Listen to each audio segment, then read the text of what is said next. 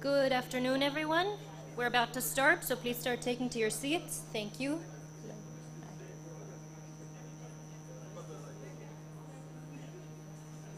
مساء الخير جميعا. احنا هنبتدي في خلال دقيقة، لو ممكن نبتدي نقعد.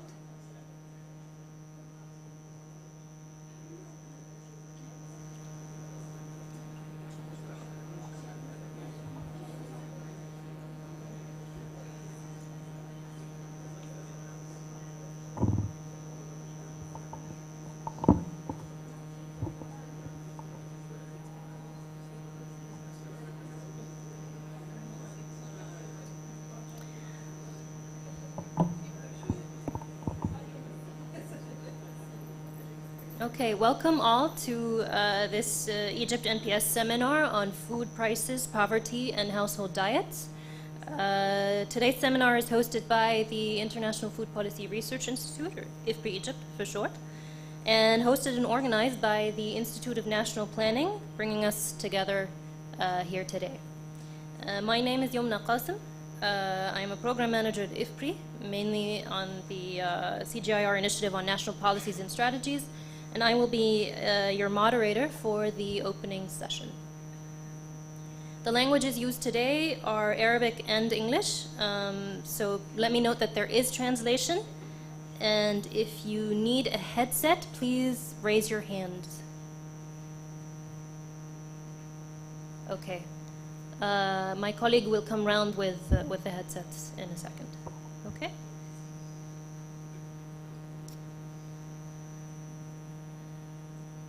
All right. Today's seminar comes under the NPS initiative, or the CGIAR initiative on national policies and strategies, which is an initiative that has been co-created with national and international partners with the main objectives of making substantial research-based contributions to building policy coherence, integrating policy tools, and responding to policy demand and crises at national and subnational levels. We're currently active in a few countries, Egypt being one of them. So with this background, the topic for today's seminar, as mentioned, is food prices, poverty, and household diets. And we eagerly welcome your participation in today's event. We also welcome those of you following the live stream. And so I will start the opening session. Beginning our opening remarks by keynote speakers, we have Dr.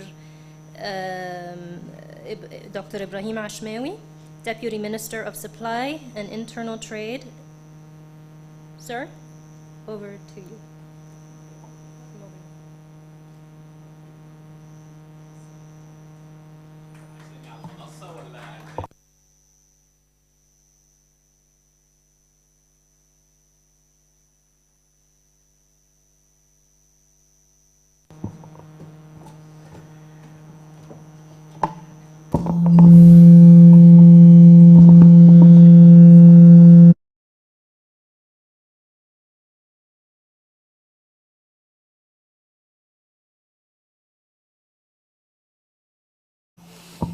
بسم الله الرحمن الرحيم. مساء الخير جميعا.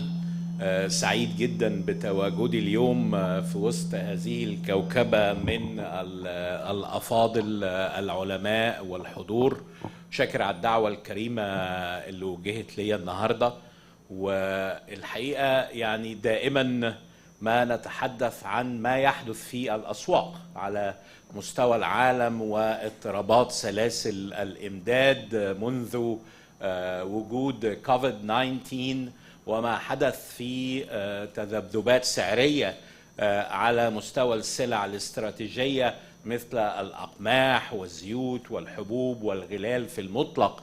الحقيقة كان له أثر سلبي على معدلات الاستهلاك بالنسبة لكثير من الشعوب.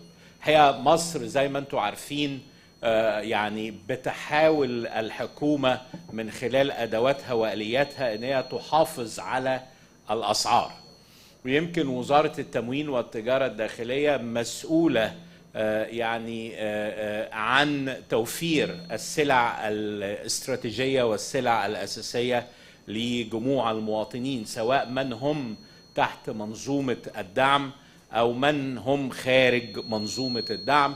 ويمكن كان ذلك جليا في تداول الأقماح والذرة الصفراء على المنصة الإلكترونية الخاصة بالبورصة المصرية للسلع. هي الدولة المصرية لا تألو جهدا لتوفير هذه السلع مع اضطرابات سلاسل الإمداد وتغيرات السعرية التي تحدث. وهناك الحقيقة يعني الاحتياطات الموجودة على مستوى الدولة آمنة، ودايما بنستهدف احتياطات تصل إلى 6 شهور على مدار العام، سواء في الأقماح أو الزيوت أو السكر أو الأرز أو اللحوم أو الدواجن. طبعا مع الذبذبات والتغيرات السعرية التي طرأت بسبب اضطرابات سلاسل الإمداد، خصوصا بعد التغيرات الجيوسياسية التي حدثت، كان لزاما على الدولة والحكومة ان هي يعني to diversify او ان يكون عندها اكثر من منشأ بالنسبة للسلع الاستراتيجية وسلاسل الامداد الخاصة بالسلع الاستراتيجية. واحنا بنتحدث بطمن الحضور ان الدولة المصرية لديها كفاءة عالية في الاحتفاظ بالمخزون الآمن للسلع الاستراتيجية، يصل كما ذكرت إلى 6 شهور. إضافة إلى هذا تنويع مصادر الإمداد لهذه السلع من مناشئ مختلفة. يعني على سبيل المثال القمح كان يعني في concentration، في حاجة في الترجمة؟ اوكي شغالين. طيب كان في concentration او تركز فيما يتعلق بهذه السلعة. 80% كانت من سلعة الأقماح بتأتي من روسيا وأوكرانيا، وبعد التغيرات الجيوسياسية أصبح لمصر أكثر من 22 منشأ لاستيراد الأقماح. احنا استهلاكنا بيصل إلى 22 مليون طن، إنتاجنا المحلي ما يقرب من 10 مليون طن، وبنستورد، أنا بتكلم على مستوى الدولة وليس على مستوى الحكومة فقط، وبنستورد ما يقرب من 12 مليون طن. هذا الشق الثاني لما حدث بعض التحديات في السودان الشقيق، اضطرينا كمان ان احنا يعني to diversify شبكات الامداد الخاصة باللحوم، وسمعتوا عن اكثر من دولة افريقية حياتي منها اللحوم زي تشاد وزي الصومال وزي جيبوتي. وده الحقيقة هذا النوع من تنويع مصادر الإمداد هو بيؤمن هذه السلع وتواجدها على الأراضي المصرية. لما لقينا أن مثال على زيادات سعرية غير مبررة في بعض السلع زي الذرة الصفراء، تدخلت الدولة من قبل هيئة السلع التموينية وطرحت الذرة الصفراء على المنصة الخاصة بالبورصة المصرية للسلع، فهدأت الأسعار وأصبح الطن لا يتعدى 12,500 بعد أن كان 19,000. نفس الشيء بالنسبة لسلعة الأقماح، بيتم التداول الأقماح على البورصة المصرية للسلع جلستين أسبوعيا. عندنا ما يقرب من 135 مشتري لهذه السلعة عن طريق البورصة المصرية للسلع من إجمالي 156 مطحن على مستوى الجمهورية. فالرسالة اللي أنا بقولها إن الدولة بتتدخل عندما تقتضي الحاجة بأدواتها الاقتصادية للتعاطي مع أي مشكلة قد تطرأ بسبب اضطرابات سلاسل الإمداد أو التغيرات السعرية التي تحدث على مستوى الأسواق. يعني على ما أتذكر إن قبل كورونا كان سعر طن القمح فوق $238، ووصلنا يمكن في الأزمة بتاعت كورونا وصل إلى ما يتعدى $450 بسبب الفريت، بسبب الترانسبورتيشن، بسبب الانشورنس، بسبب عوامل كثيرة جدا. فده كان له أثر الحقيقة على موازنة الدولة. الأمر اقتضى النهاردة بسبب هذه التذبذبات السعرية أن الحكومة في موازنتها خصصت لبند الدعم ما يقرب من 550 مليار، منهم للغذاء ودعم الغذاء والمنظومة التموينية 127.8 مليار جنيه لدعم هذه المنظومة بعد التغيرات السعرية التي طرأت على معظم السلع. زي ما قلت القمح الزيت اتضرب في 2 بالنسبة للطن، وانت عارف توفير الدولار كمان يعني بيحتاج إلى ترتيبات معينة. مش عايز أطيل على حضراتكم، ولكن أقدر أقول إن منظومة السلع في مصر مستقرة. قد يحدث وقد حدث بعض الزيادات التي طرأت على بعض المنتجات، ولكن زيادات كانت طفيفة جدا. يعني على سبيل المثال في السكر والرز حركنا الأسعار عشان يحصل برايس ادجستمنت من 10 جنيه ونص ل 12 جنيه و60 قرش. فالزيادات الحقيقه زيادات بسيطه، لم يطرق اي تغيير على سعر تداول الخبز في المنظومه. ما زال الخبز يقدم ب5 قروش للمواطن، في حين ان تكلفته على الدوله 95 قرش. المستحقين من الدعم لهم صرف خبز 5 أرغفة في اليوم، يعني ما يتعدى مليار رغيف بيتم بيعه سنويا بالنسبة للمستفيدين من منظومة الدعم، وهم 72 مليون مستفيد من هذه المنظومة في سلعة الخبز، و64 مليون مستفيد في المقررات التموينية. لدينا ما يقرب من 32 سلعة على البطاقة التموينية الخاصة بالسلع. فكل فترة وأخرى بيكون هناك يعني نوع من الدراسة لسعر التكلفة الخاصة بالسلع. طبعا السلع اللي بتباع تحت مظلة التموين في المقررات التموينية أقل من مثلها في السوق الحر. كنت بتحدث مع الدكتورة شيرين قبل اللقاء، يعني مثال زي ما قلت الرز بيباع في المنظومة التموينية ب 12 جنيه و60 قرش بالنسبة للكيلو، في حين ان هو وصل في السوق الحر إلى أسعار قد تصل إلى 28 و30.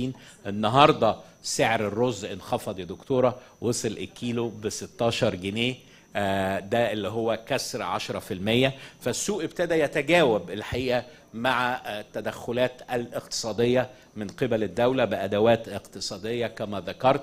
فلا يجب التعاطي مع مشكلة اقتصادية بغير حلول اقتصادية.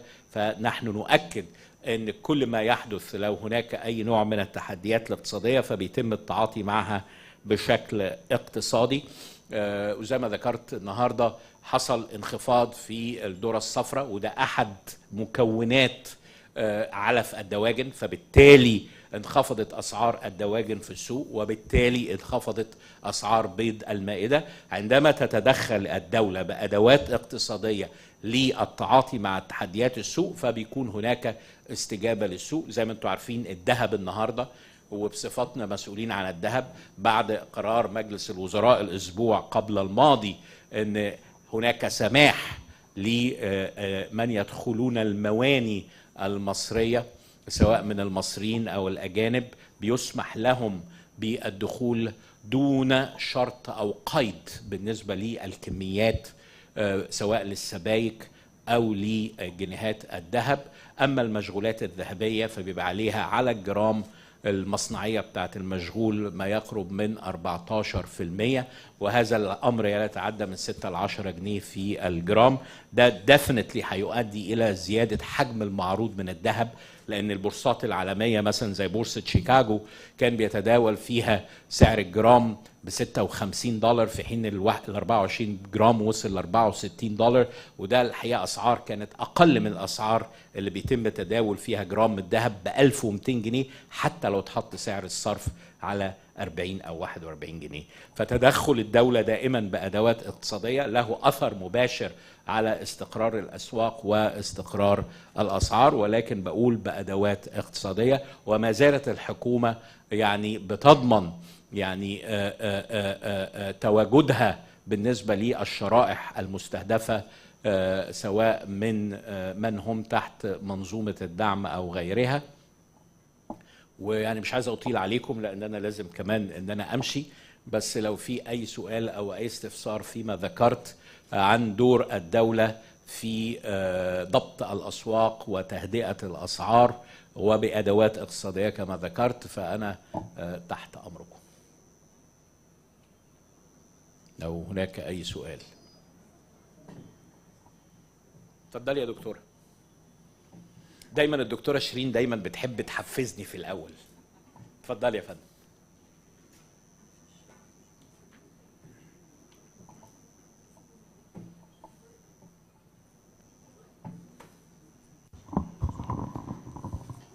مساء الخير دكتور إبراهيم، ومساء الخير السادة الحضور. طبعا دايما لما بتبقى موجود لازم يبقى فيه أسئلة، لأنه يعني ما فيش غير أكل العيش اللي بيتسأل عليه. أنا عندي يعني سؤال لحضرتك فيما يخص الكلام اللي احنا قلناه. هل حضرتك بتتوقع انه الانخفاض اللي حصل في الاسعار اللي حضرتك بتقول عليه، يعني حتى في الرز اللي انا اخر حاجه اعرفها انه ب 35 جنيه ده اللي انا اشتريت بيه، كان ب 20,000 الطن، والنهارده يعني عشان انا بتابع الاسواق بصفتي كمان رئيس البورصه المصريه للسلع، فبتابع الاسعار انخفضت الحقيقه النهارده الى 16,000 جنيه بالنسبه لطن الرز. وابشر حضرتك ان الفتره الجايه هتشهد مزيد من الاستقرار في الاسعار، ومش هيحصل هاي كابس في الاستراتيجيك كوموديتيز. هو الحقيقه في العرض اللي انا في العرض اللي هقوم بيه الحقيقه كان في تشارتس موجوده من تقارير خارجيه انه الاسعار في الخارج بتنخفض، مش معدل التضخم، انا بتكلم على الاسعار من شهر يناير ل3 شهور متتاليه. في يناير فبراير مارس 23 الاسعار انخفضت، فالسي بي اي عندهم بينزل، احنا السي بي اي عندنا بيطلع، بل انه في يناير فبراير مارس احنا وصلنا لحاجه و60%، وفي شهر ابريل كان حاجه و50% معدل التضخم في اسعار الغذاء. فحضرتك شايف انه هذا التباطؤ في ترجمه الانخفاض في اسعار السلع التي نستوردها ايه سببه؟ علشان احنا دايما بنتهم برضو التجار بالجشع، فالحكومه نفس الشيء النهارده هي ما عندهاش انخفاض في الاسعار. ده اول. نمره 2، ازاي احنا كنا عاملين في 2015 اصلاحات في المنظومه التموينيه بحيث انه تتكامل المنظومتين، بطاقات التموين مع الخبز البلدي، ويبقى دعم احنا سميناها فاوتشر بيزد. ماشي حاضر. يبقى فاوتشر بيزد، يبقى بنسميها سيمي كاش. انما النهارده احنا عملنا كومبينيشن، وده بقى الكومبو المصري اللي هو رجعنا تاني، يعني بعد ما تخطينا خطوه قلنا ان هي هتبقى كويسه، لقينا انه احنا بنتكلم على، حضرتك قلت بندعم السلع الغذائيه في بطاقات التموين. اذا احنا عندنا النهارده نظام خلطه من الاثنين، ان كايند وكاش. هل حضرتك شايف ان ده اجراء، يعني مثلا كان اجراء حميد جدا فكره ان احنا ندي 100 جنيه اضافيه لكنها لفتره مؤقته للاسر المعينه، برضو مش لكل الاسر اللي بتحمل بطاقات التموين، فحاجه دي مؤقته، فهل ده اجراء مؤقت ان احنا نرجع للان كايند سبسيديز، ولا ده خلاص بقت المنظومه ماشيه كده؟ لانه الحقيقه احنا كنا قايلين في مزايا للانتقال للكاش. وكمان انا عندي شك يعني ان الارقام دي تعكس فعلا، الارقام في وزاره الماليه السطر بتاع السلع التموينيه يعكس ان انا حطيت الدعم العيني مع الدعم النقدي في سطر واحد، لانه يعني مش باينه لدي انها ممكن تبقى ضمن الاثنين، وهنشوف الارقام. شكرا جزيلا. شكرا دكتوره شيرين. 3 اسئله دايما في الصميم، يعني دايما دكتوره شيرين بتقول لنا يعني الأسئلة القيمة المعتادة. ردي على السؤال الأول، هناك تباطؤ في أسعار السلع عالميا. نعم، في سلع زي الحبوب والغلال بتشهد انخفاض 2.5%، ما هوش بيج تشانك، طبعا في تايم لاج عشان الأسواق تو ريسبوند لهذا التخفيض، هذه واحدة. الثانية ان طبعا سعر الصرف حضرتك النهاردة مش هتكلم على التضخم، انما سعر الصرف كان له طبعا تداعياته. لما انا كنت بجيب السلعه لما كان الدولار او الايجيبشن باوند باكد للدولار بكام، والنهارده بعد ما الجنيه المصري اصبح سعر الصرف بتاعه مقابل الدولار. فالحقيقه نعم شهدنا تباطؤ في الاسعار العالميه، ولكن ما هيش بالقدر الكبير، 2.5% فقط. وانا اتصور ان هيحصل تذبذبات سعريه مره اخرى، وهنشهد كثير من البرايس فلكتويشنز خلال الفترة القادمة، وده قد يستدعي ان احنا نشتغل على الهيدجينج، ويبقى في تحوط او استخدام ادوات التحوط في المنظومة الخاصة بالغذاء وخاصة الحبوب والغلال. بالنسبة للجزء الثاني من السؤال الخاص بالدعم ونوعية الدعم، ودايما بنقول في هذه الفترة هي فترة صعبة وحرجة على مستوى الاقتصاد العالمي، وكل الدول بتشهد تحديات اقتصادية وخاصة في الأسعار. يعني لما بتكلم في إيطاليا حصل انفليشن في الجزء بتاع الفود يصل إلى 35%. إنما الحقيقة وزارة التموين والتجارة الداخلية يعني كانت محددة ان بالنسبة للخبز هيبقى ب5 قروش، في حين ان التكلفة 95 قرش. وطبعا مع زيادة سعر السولار النهاردة، انتوا عارفين كثير من المخابز بتعمل بالسولار، فبنبحث التحول من السولار الى الغاز والكهرباء، واحنا شغالين على هذا الامر. بالنسبة للدعم الذي يقدم للمواطن هو دعم سلعي او دعم عيني، وخاصة في سلعة الخبز، وهناك دعم نقدي مشروط اللي موجود في بعض المقررات التموينية. زي ما ذكرت ان الرز والسكر داخل منظومة التموين بيباع بسعر اقل من السوق الحر، وده الحقيقة كان التزام، لان لما تبصي على القيمة الشرائية بتاعت 50 جنيه النهاردة الحقيقة طبعا تقزمت بسبب التضخم وبسبب الاكسشينج ريت. ومع هذا المصريين انفقوا العام الماضي طبقا لتقرير فيتش الاخير عن الربع الاول من هذا العام 3.1 تريليون جنيه على بند الغذاء. قد تكون القيم زادت ولكن عدد الوحدات كما هو او انخفض كمان، انما ده ما حدث. يعني أنا الأرقام تتحدث ولا تتجمل. فبالنسبة للدعم الدولة مستمرة في هذا النمط من الدعم بالنسبة للخبز وبالنسبة للمقررات التموينية والأسعار اللي بتطرح بها، ولكن كل فترة وأخرى بنتوقف ونشوف هل الأسعار اللي بتطرح بها المقررات التموينية فيها جاب كبير عن السوق الحر ولا لا. أنا بتصور إن السوق الحر ابتدى يقرب شوية، إن بعض الأسعار بدأت زي ما ذكرت النهاردة في الرز. النهاردة الطن كان وصل حتى ل 22,000 جنيه، والنهاردة الطن وصل إلى زي ما ذكرت للدكتورة 16,000، ومرشح كمان إن هو ينخفض أكتر، لأن إحنا عندنا فائض من الرز.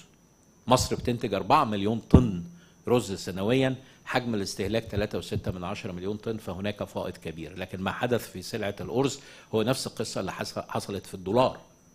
الناس ابتدت تحبس الدولار، الناس ابتدت تحبس الرز. في بعض المضاربات حصلت على الدولار وبعض المضاربات حصلت على الرز. It's the same, it's a commodity. فاحنا هنكمل بهذا النوع من الدعم سواء للخبز، ان احنا فكرة التحول الى الدعم النقدي الحقيقة في السابق في حكومات كثيرة، وانا دائما بقولها حدث نوع من الحوار في هذا الامر، انما في هذا التوقيت لا، هيبقى على الدعم كما هو. عشان انا بقولها تصريح، عشان بعض الناس بتقول الحكومة بتفكر، لا، الحكومة ما بتفكرش في هذا الوقت الراهن في اي نوع من التحول عن النظام الحالي. في اللي الدكتورة شيرين بتتكلم عليه، زي بعض الدول مثلا بتدي فاوتشرز وانت تروح تجيب السلع اللي انت عايزها من اي منفذ. فانما هنا هو لا، احنا ما زلنا سنستمر في هذا النوع من الدعم اللي بتقدمه الحكومة دون نية للتغيير في هذا النمط من الدعم في هذه المرحلة. اتفضل يا فندم.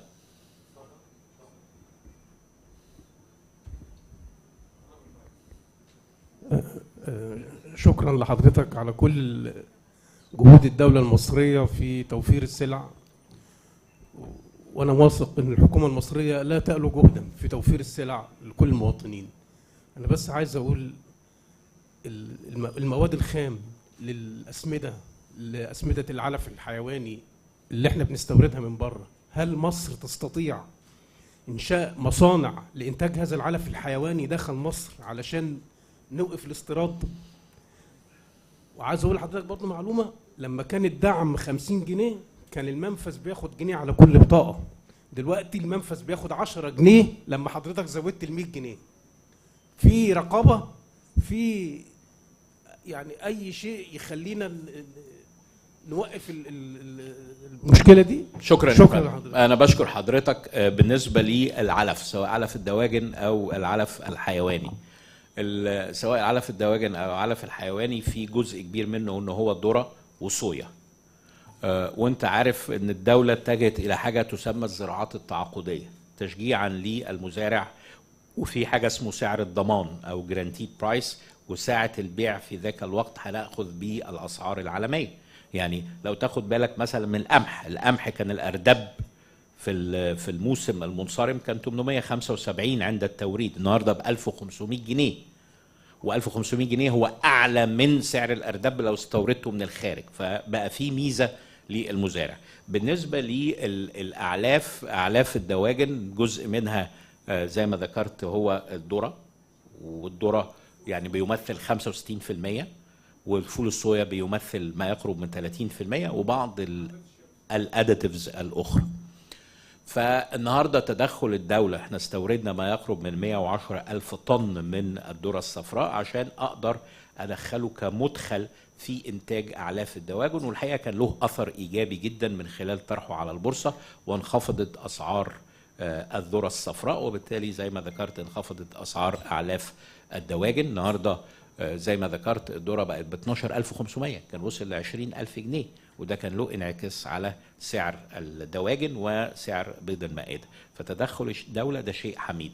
بالنسبه للجزء اللي حضرتك بتقوله الاعلاف، ان شاء الله في الفتره الجايه الزراعات التعاقديه للصويا وللذره الصفراء هتوفر مخزون امن من الاعلاف، سواء لاعلاف الدواجن او لاعلاف المواشي.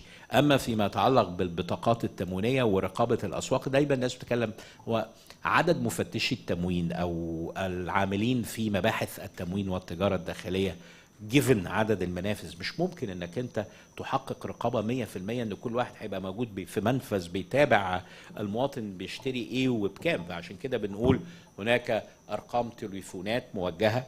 يعني دايما الناس بترمي اللوم على الحكومه في عمليه الاسعار، ولكن لما تيجي تبص على سعر التكلفه بتاع السلعه وسلاسل الامداد ومصاريف الشحن والنولون والتامين، مصاريف التامين عليت جدا على البضائع بسبب التغيرات الجيوسياسيه.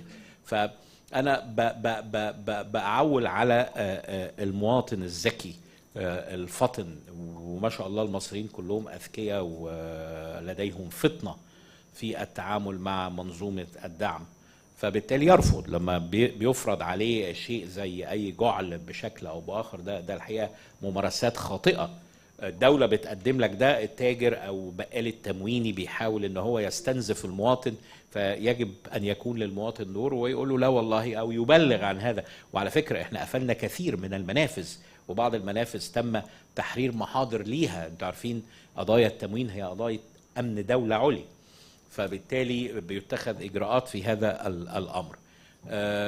فارجو ان انا اكون رديت على حضرتك. الجزء اللي الدكتوره شيرين كانت قالت عليه، الميزه الاضافيه اللي تم منحها من قبل فخامه الرئيس، اللي هي 100 و200 و300 جنيه للبطاقات، فهي موجوده لغايه جون، ودي 100 للبطاقه اللي عليها اسره واحده، و200 للبطاقه اللي عليها اسرتين، و300 للبطاقه اللي عليها 3 اسر، واستفاد منها عدد الحقيقه ليس بقليل خلال الفترة السابقة، وده كان جزء انسنتيف من قبل الحكومة. يعني أي سؤال آخر؟ لغاية دلوقتي ليس هناك مفاوضات بشأن مدها أو عدمه، فما زال الديدلاين هو موجود. اتفضل يا فندم. شكرا جزيلا لسعادة الأستاذ الدكتور إبراهيم على المجهودات المبذولة خلال الفترات اللي فاتت. وفعلا المواطن بدأ يلتمس ان في انخفاض في الاسعار بالنسبه للارز بالفعل، والدواجن اصبحت متاحه دلوقتي، يمكن الكيلو انخفض 10 جنيه. بس بلاش نجيب سيره اللحمه. ايوه انا عارف ده السؤال بتاعي. يمكن ما دور الدوله حاليا او جهود المبذوله لخفض اللحمه واحنا داخلين على عيد الاضحى، كل عام وانتم بخير. فدي فعلا عايزه تدخل الدوله، عشان الاسعار زادت حوالي 150% بالنسبه للحوم، اصبحت شاقه جدا جدا المواطن العادي يعرف يشتري حتى كيلو لحمه، اصبحت في بعض الاماكن 380 جنيه الكيلو. انا بشكر حضرتك. انا بتابع الاسعار سواء في المنافذ الحكوميه او منافذ القطاع الخاص او حتى السلاسل التجاريه اللي عندها يعني بتستهدف الهاي اند كونسيومرز.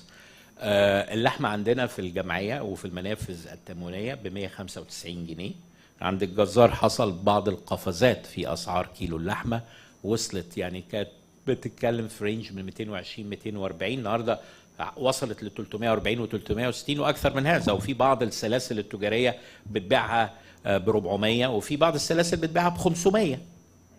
والموضوع عرض وطلب في الاخر، ده ليه زبون وده له زبون وله زبون. طيب الدوله عملت ايه؟ احنا كنا عندنا اتفاقيات من خلال احدى الشركات المصريه السودانيه في استيراد الماشيه، وعندنا ما يقرب من 5000 راس على المجازر على الحدود المصريه السودانيه. والحقيقه ابتدينا نشوف بعض المناشئ الاخرى، لان احنا داخلين على موسم العيد، كل سنه وانتم طيبين. فبنبص على الصومال، مش بنبص يعني خلاص we're almost يعني completed our due diligence بالنسبه لده. فبنبص على الصومال، بنبص على جيبوتي، وبنبص على مين كمان، تشاد. دولت الثلاث دول. انما كان في concentration او تركز في اللحوم. احنا تقريبا انتاجنا من اللحوم 57% من اجمالي استهلاكنا، فبالتالي في ما يقرب من 43% بيتم استيراده من الخارج. وكان الحقيقه وما زال لدينا احتياطي امن من اللحوم تصل الى 7 شهور، هي والدواجن. يعني انا مش عايز يعني اطيل عليكم بقى اكثر من هذا، واسمحوا لي ان انا انصرف. طب ناخد سؤال اخير كمان، اتفضلي حضرتك. We don't have time. خلاص. Excellent. Thank you very much. أنا بشكركم جدا، سعيد بوجودي مع حضراتكم، ويعني always a pleasure إن أنا to be present among this distinguished guests. أشكركم.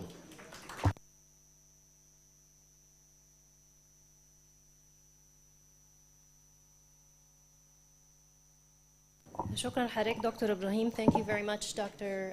Ibrahim. Okay. Our next speaker in the opening session is Dr. Channing Arndt, Senior Director of Transformation Strategies at IFPRI and CJIR.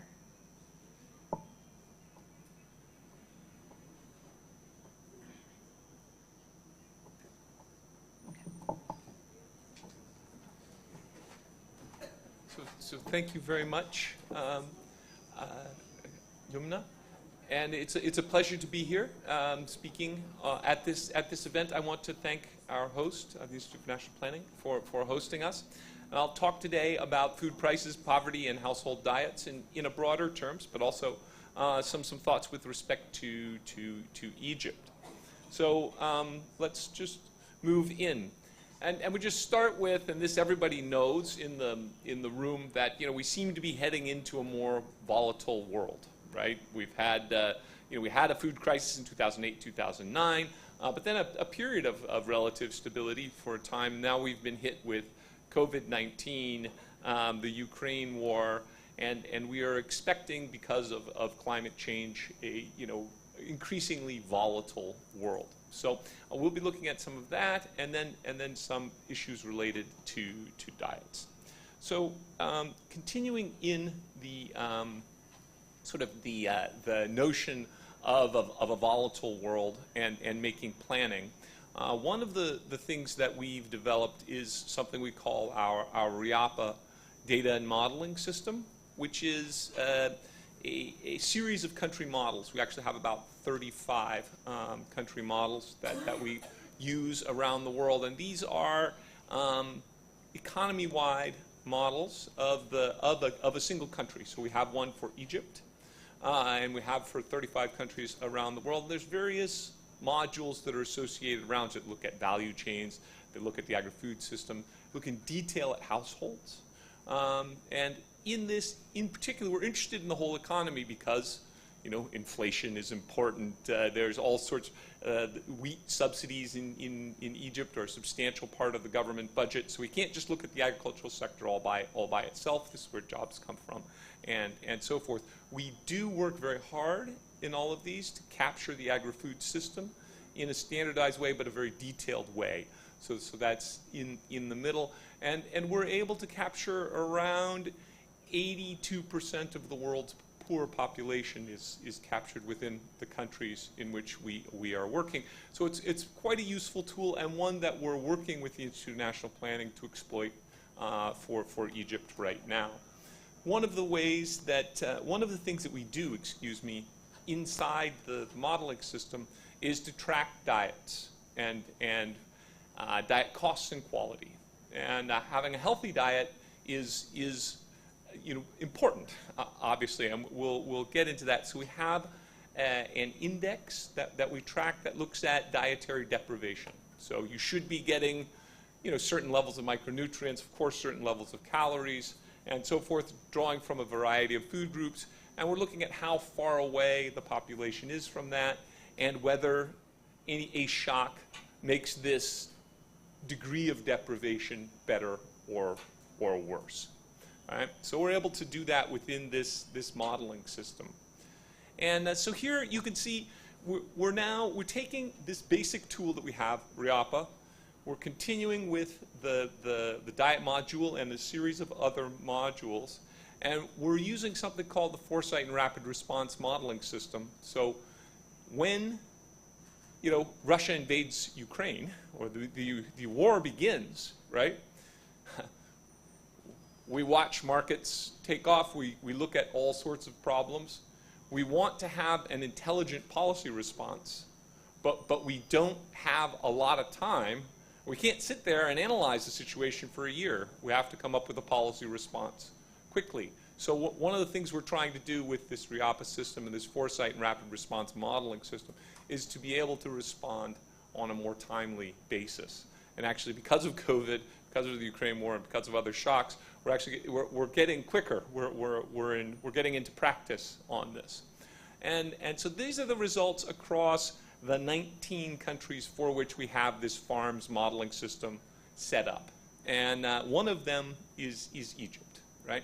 And I just want to focus over on the right, which is the dietary deprivation measure. And here, interestingly enough, I don't know exactly why, but we can get into that.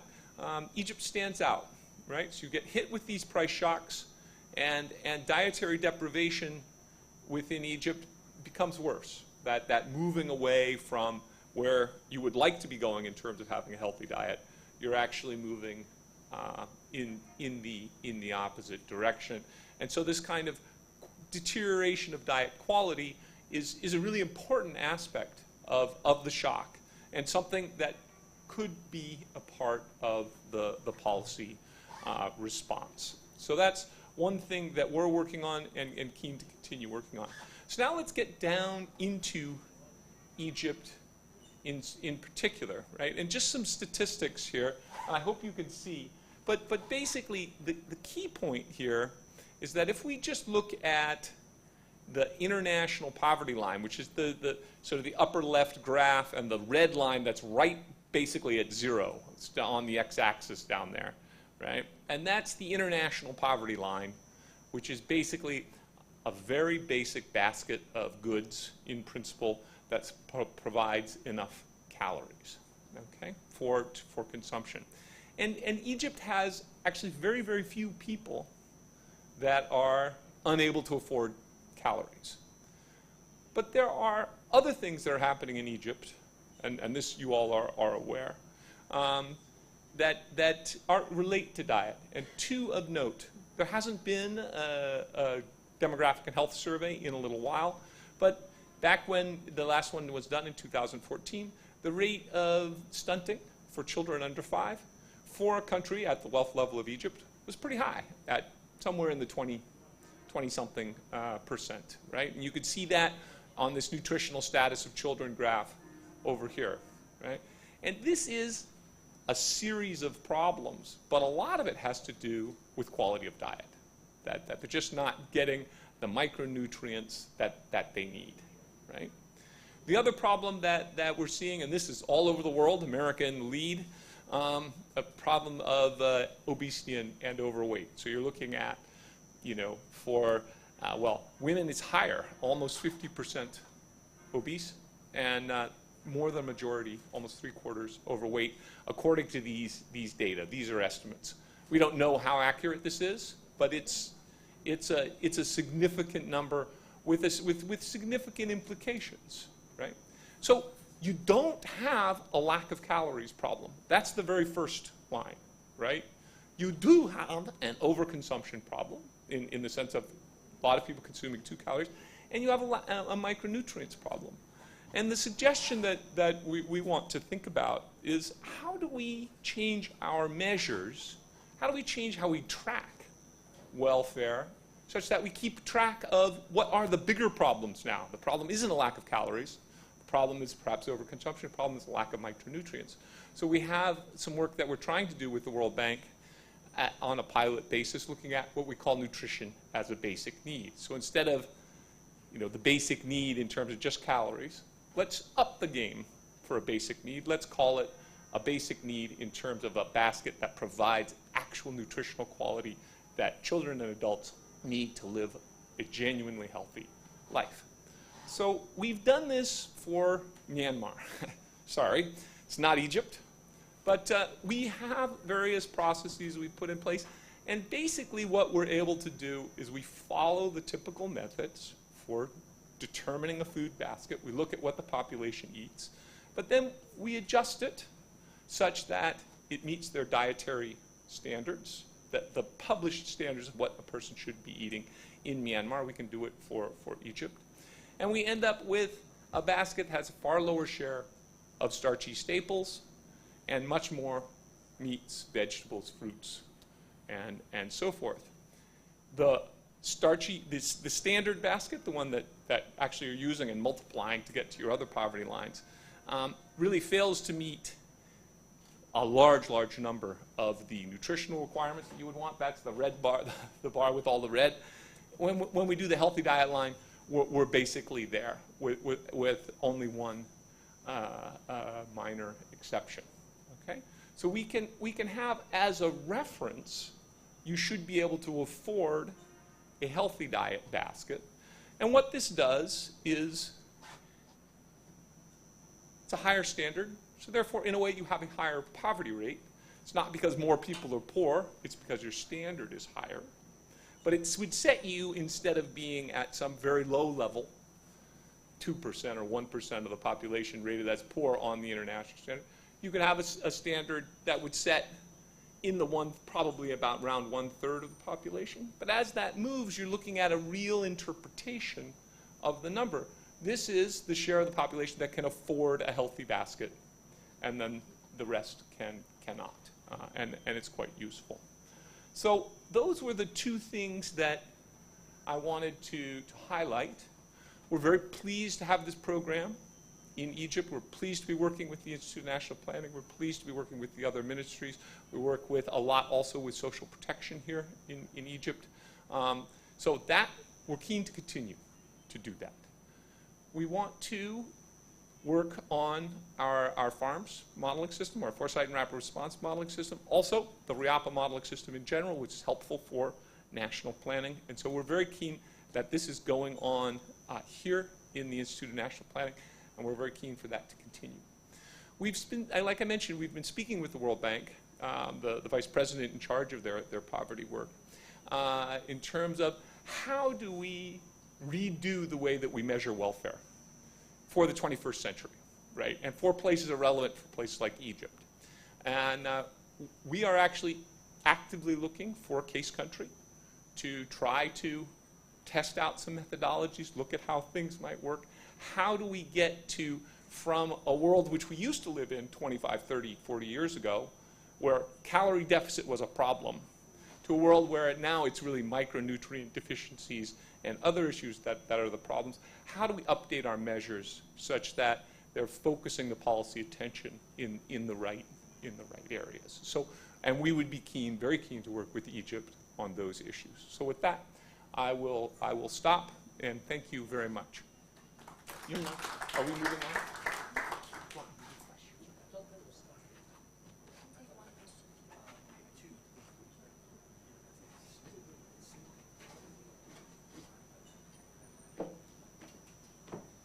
All right, thank you very much. And our final speaker in opening remarks is Dr. Hala Abu Ali, Vice President of the Institute of National Planning and Professor of Economics at Cairo University.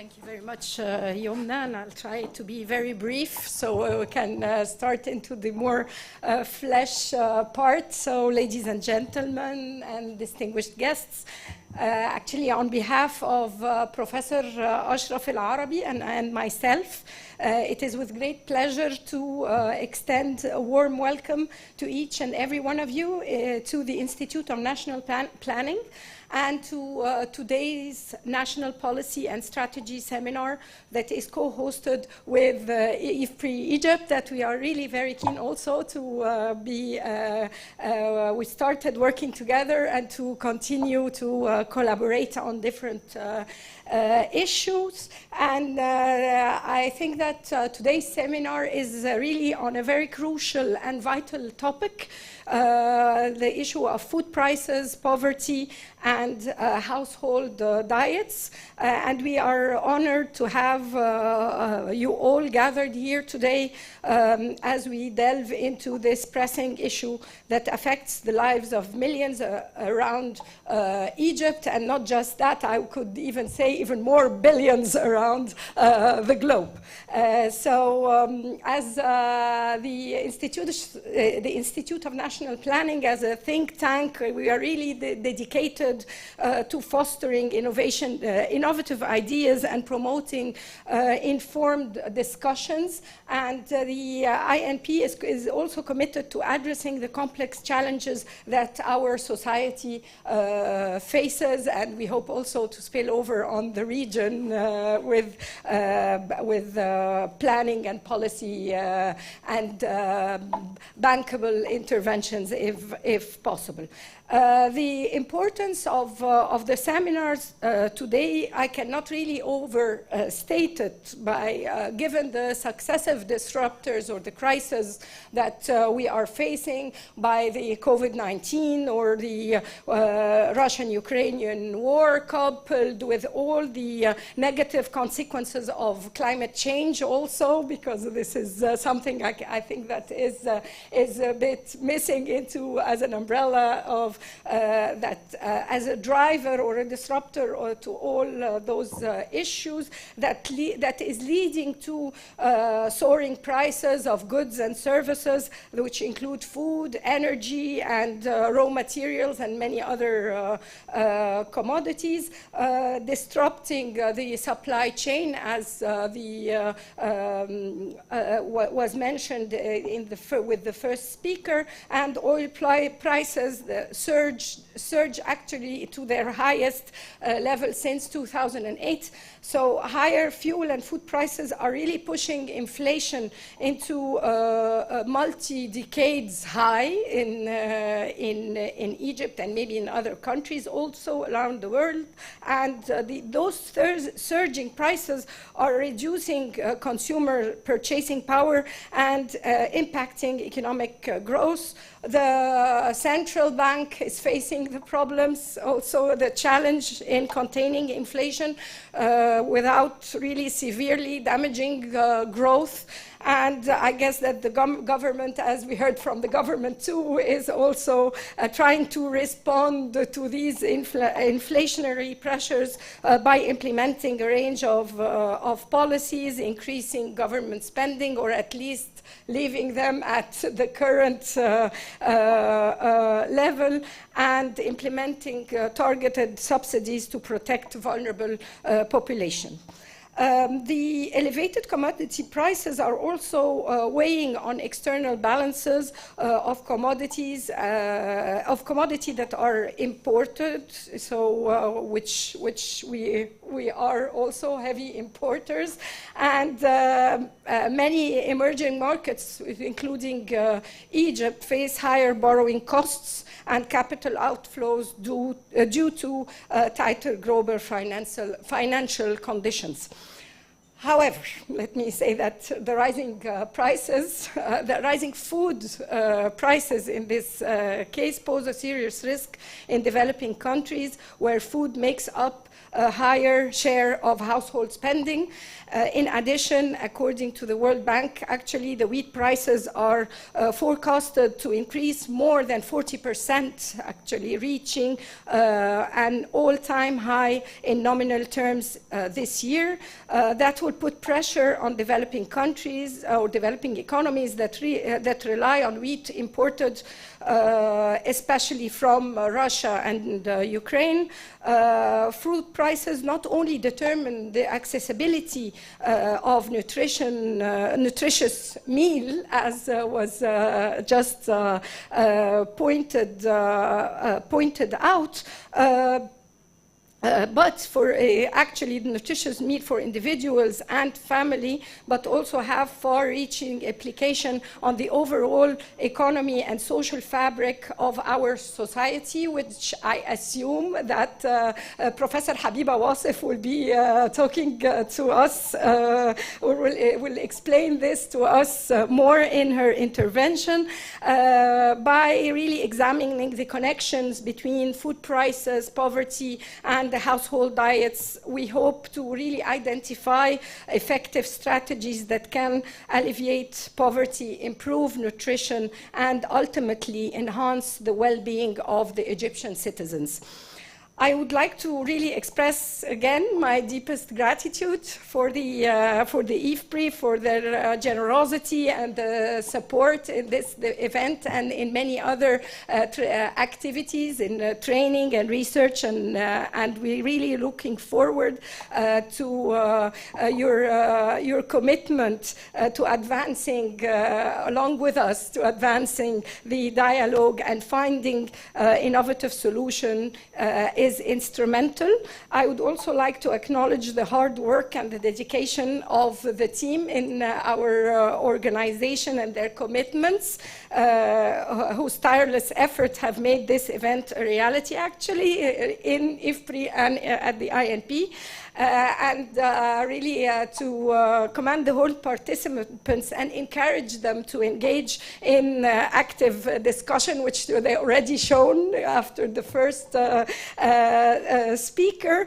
And really the ideas and insight are vital in order to share or shape the policies and strategies that will be delivered or deliberated because of today's seminar. Finally, I extend my heartfelt appreciation to each and every one of you for your presence, which signifies actually your commitment to addressing critical issues that affect Egypt and the world, and your passion for creating a better future. Thank you very much.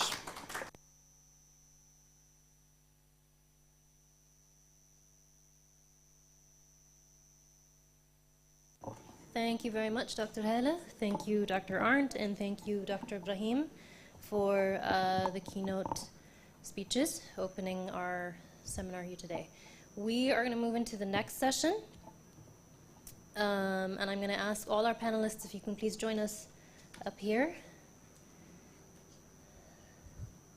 Yes, please, Kibram. While they do that,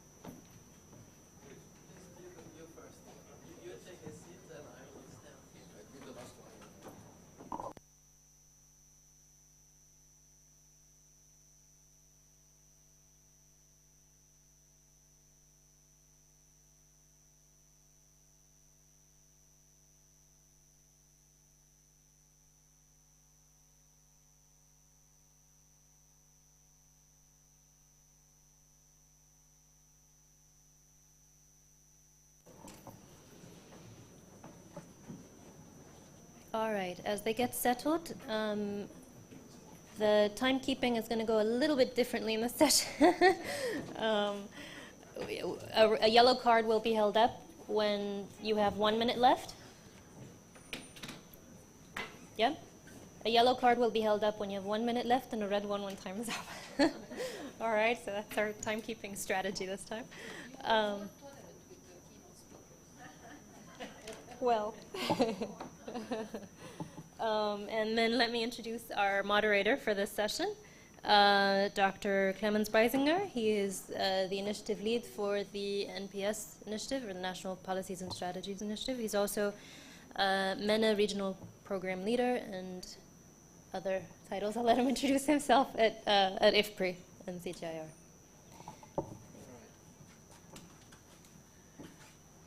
Okay, thank you, Yumna. Hello, everyone. So before we delve into this very exciting panel here, let me make 2 points. The first point is I'm very happy to be back here in Egypt and to see so many familiar faces, colleagues, and friends. And thank you very much for the warm welcome. The second point is I'm really pleased to see how the science policy dialogue that we have started with the IFPRI engagement in Egypt in 2016 continues in the form of the seminar series now under the NPS initiative, but also other venues. And of course, very happy to be hosted by INP today. Let me also thank to the many other partners that IFPRI in Egypt had throughout the years, including USAID, the EU, and other partners that have really made it possible for IFPRI to engage with the government of Egypt and with our partners here. Okay, with that, let's jump into the science policy dialogue. Now we heard from policy. Now we are shifting a bit into the science part. We have a very distinguished panel here, and I will introduce them to you one by one.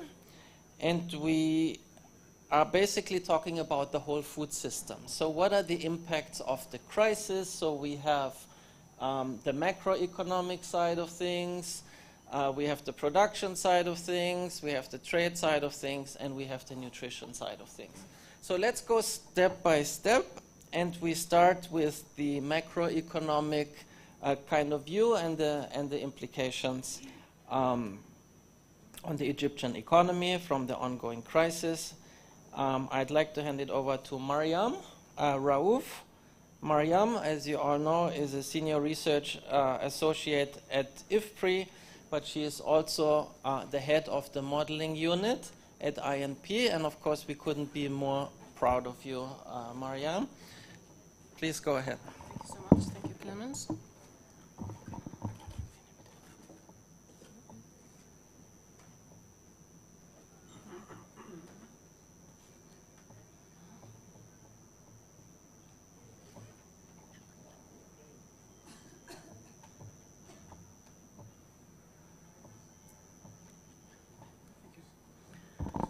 Thank you so much, and it's my pleasure to present today in the seminar and to have this joint seminar with IFPRI and INP together.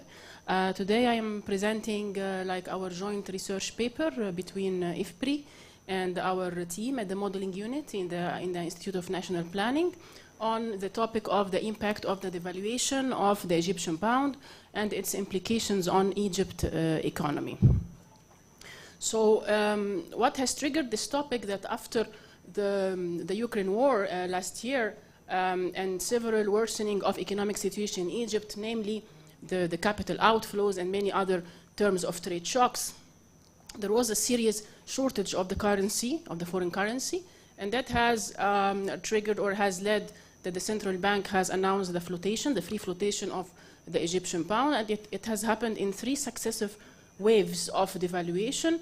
The Egyptian pound has devaluated by 40 to 70%, has lost his nominal value by around 40 to 70% in 3 successive waves of devaluation. This is not the first time that the devaluation has happened in Egypt. We have witnessed a similar thing before in 2017 when we had a similar policy of devaluation, And the devaluation should be to correct the trade deficit or the current account balance. But what we have noticed after the 2017, that maybe the trade deficit has improved a little bit, but it was mainly because of, we can see from the graph that the share of imports as a share of GDP has declined as well. Not only the share of exports has declined as a percentage of GDP, but also the share of imports has declined as well.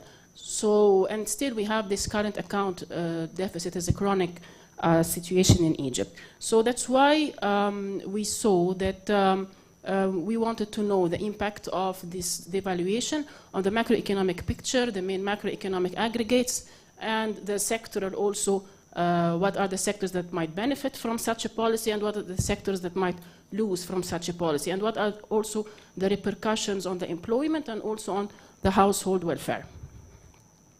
So in our design for the simulation, in the first we wanted to know the impact of the devaluation and the free flotation of the Egyptian pound. But we also thought that it was not only the main shock that has happened to the Egyptian economy. We have other shocks that that have affected also Egypt. For example, in terms of trade shock, the increase in the world prices of major commodities like wheat, maize, crude oil, natural gas, all the international prices have increased either for imports or exports. Also, we've simulated an export shock to reflect like the sluggish in the world demand on exports for the main selected commodities that we highlighted here. Also, after the Ukraine war, we noticed like an outflow of the foreign capital. So we had another simulation that reflected a net reduction of the foreign capital inflows. With the devaluation, we have a combined shock that trace the impact of the four shock together in the model. What we have used as a methodology is our IFPRI CGE model, and as you all know, the CGE model captures the linkages between all the economic actors in the economy. It does not only estimate the impact, for example, on households or consumption, but it also takes into account the other economic actors, like we have the activities, the producers, they use the factor of productions, they give them remunerations, remuneration, the households take these remunerations, they make consumption, they consume, and they pay for the product markets, and also consumption, or the households, they save money, the savings is the source of investment, and also we consider the relation with the rest of the world and with the government in the model. So the advantage of the CGE that it can track both the direct and the indirect effects of any external shock, but it is through like what we call the major transmission channels that transmit the shock to the Egyptian economy or the economy as a whole. And these main transmission channels are, for example, the trade shares, export-output share, import-demand share, the trade substitution possibilities, the changes in relative price of imports and exports versus, for example, the domestically produced goods, and the price elasticities of demand and supply. Also, the indirect effect that is captured by the model is also determined by other transmission channels, very important ones such as the effects on the intermediate input costs, especially if these intermediate costs are imported, as the case in Egypt, and this reflects what we know as the backward linkage. We have also the exchange rate effect, the wage rate effect, and the income effects.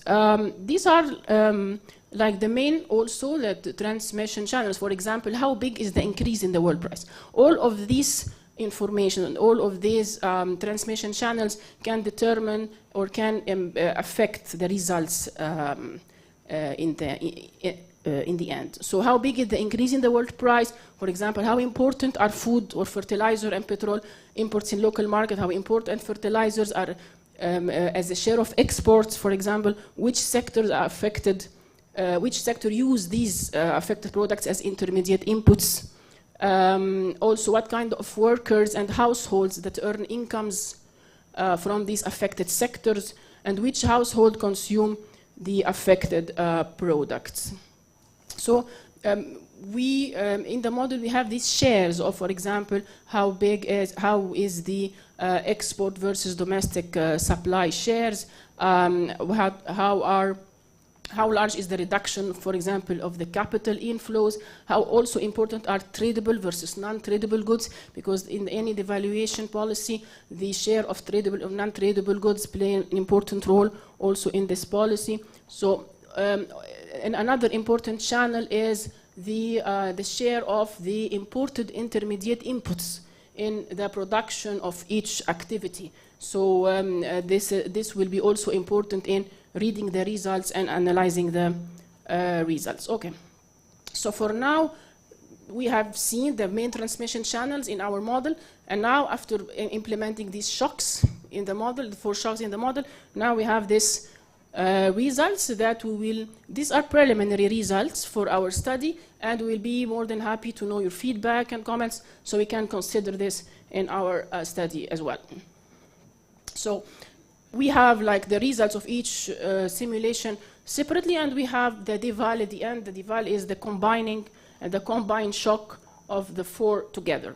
So for example, if we consider the terms of trick shock, we can see that there is an improvement in the absorption, for example. However, if we see the foreign savings shock and the devaluation, we will see that there is a loss in the absorption and the negative impact on the private consumption. However, we can see also that the investment is hurt a lot, especially in the foreign savings shock, where we simulate the impact of this reduction in foreign investment, and this translates into lower demand on the investment goods. So this translates to like this reduction in investment, which can hamper and hurt the sustainable growth rate of the Egyptian economy, especially in the medium term. Also, we can see that the devaluation might improve the external position.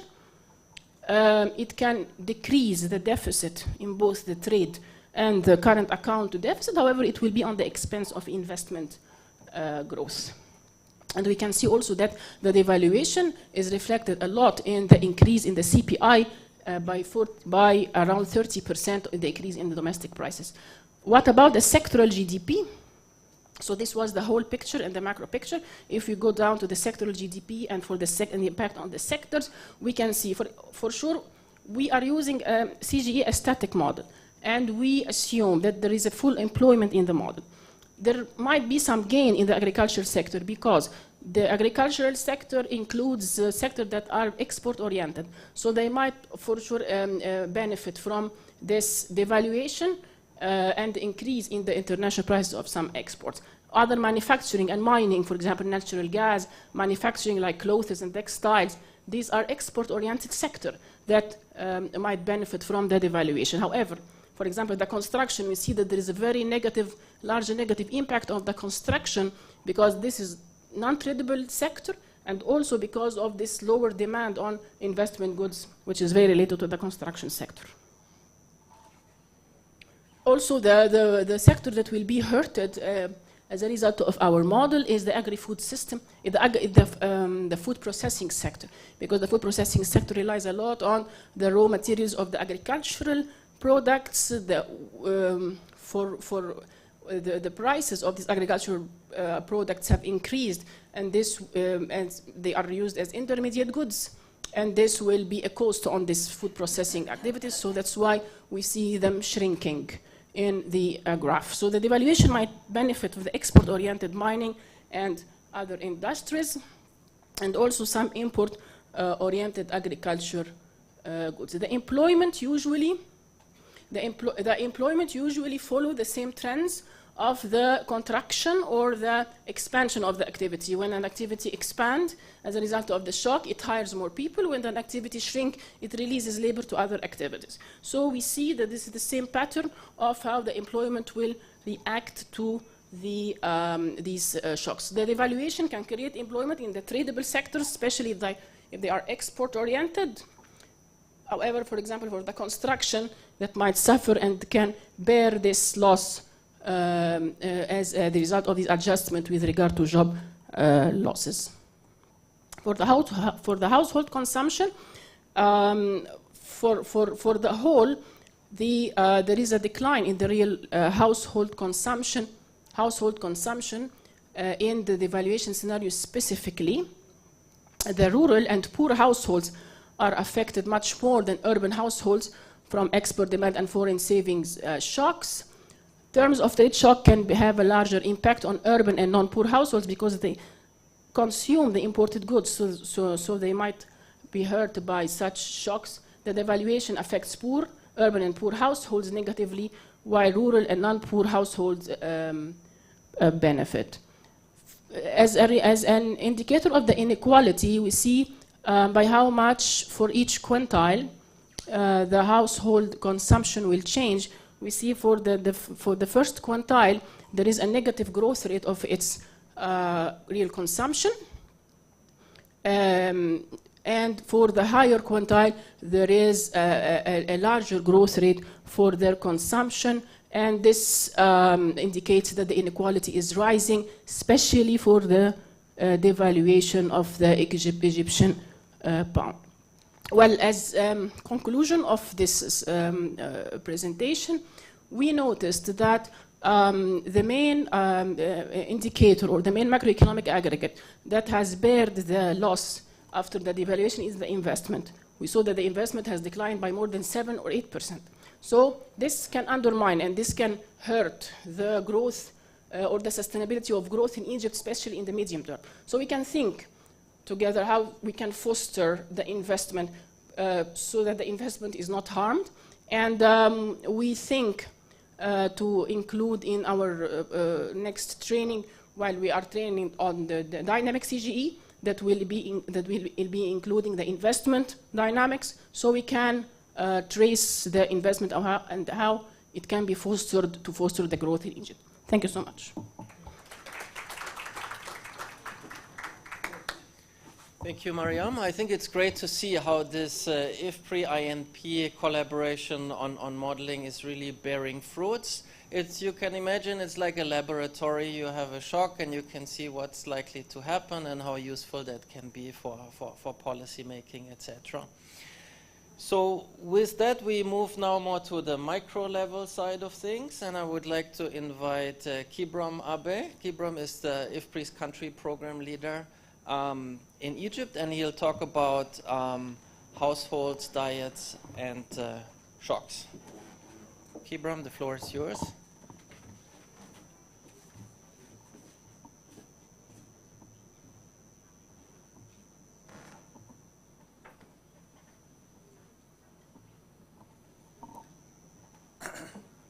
Thank you, Clemens. Okay, so I'll try to take you a bit into the households. And I'm going to talk about food subsidies in the context of inflationary shocks. To motivate this, we know that despite the significant progress in hunger, we still have a significant share of the world population that's suffering from different forms of food insecurity and malnutrition. And in particular, recent evaluations suggest that one of the United Nations 2030 agenda for sustainable development goal to end hunger may not be achieved within the remaining few years, because as you can see from the trend, up until 2014, the share of people facing some form of undernourishment had been declining up until 2014, and particularly up until 2019. But you can see that starting from 2019, this had been increasing significantly. For instance, the share increased from about 8% in 2019 to close to 9% in 2021. And this can be attributed to, obviously, to the pandemic and other challenges that the globe is facing. And of course, Egypt is not an island, and we have been facing some of the challenge because of that. And you can see, for instance, since the outbreak of the Russian-Ukraine war, food inflation tripled from about 20% in March 2022 to about 62% in March 2023. This is about in just about a year. And of course, this is creating significant challenge to the macroeconomy and of course, this is also affecting the purchasing power of households. So what are the optimal social protection responses in the context of a crisis? And of course, we know that inflationary shocks such as the one we are experiencing generates a significant burden to social protection programs. Because under normal circumstances, we want social protection programs to provide what we call minimum support to vulnerable households. But when a shock arises, these households are going to need additional support. And from the experience we saw from the pandemic, the COVID-19 pandemic and other shocks, not all interventions are effective. For example, in response to the COVID pandemic, we saw that 186 countries implemented a direct cash transfer intervention to support households. And another 181 countries introduced what we call in-kind programs to support households. And there are several evaluations showing why some of them have been successful and some others not successful. And still there is a broad question that relates to what is the optimal government policy or social protection policy in response to an inflationary crisis. And the answer has been, so far the answer is it's not uniform, and the welfare implications and effectiveness of these programs vary across contexts. And in particular, there have been a lot of interventions and evaluations showing why cash and in-kind transfers can have different advantages across different contexts. So today, I'm going to bring you a lesson to one of our impact evaluation through a successful collaboration we have had with the Egyptian Food Bank. And that is simply an evaluation of the general feeding program the Egyptian Food Bank had been running for a while. So the Egyptian Food Bank's general food feeding program provides monthly food boxes to ultra-poor households. And these are households which according to CAPMA's 2020 survey or census, make up about 5% of the Egyptian population. These are quite poor households. And the AFB uses what we call community-based organizations to recruit partners or other recruiting partners for targeting poor households. And what's interesting is the Egyptian Food Bank is redesigning the general feeding program in this context, and we have got the golden opportunity to evaluate this intervention.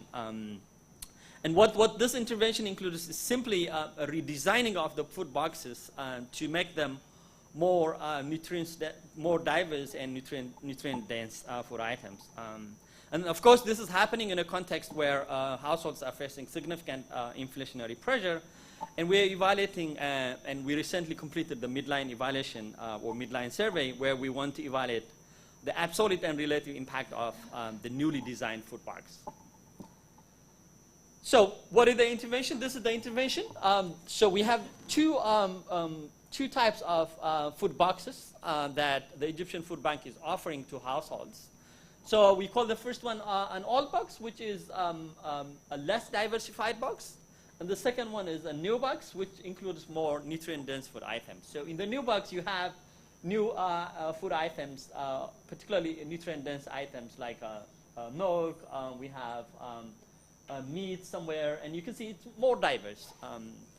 And we're trying to evaluate the impact of these two interventions.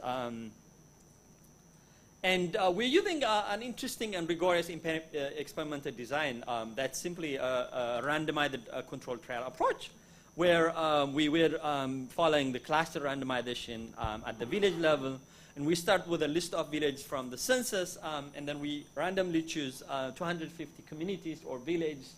And then we assign them into what we call a treatment and control group households. So we have this implementation timeline. I'm going to skip it quickly. We had a baseline sometime in October 2022, and then we had a midline in that's March 2023.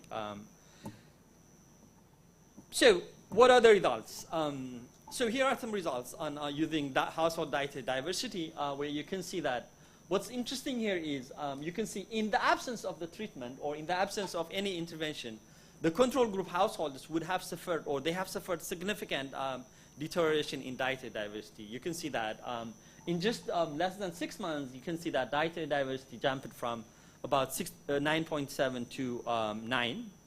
On the other hand, those people who received some form of box, you can see they have been significantly protected. And in particular, the new box, the box that we call it more nutrient dense and diversified box, you can clearly see that it's protecting significantly and also including the dietary diversity.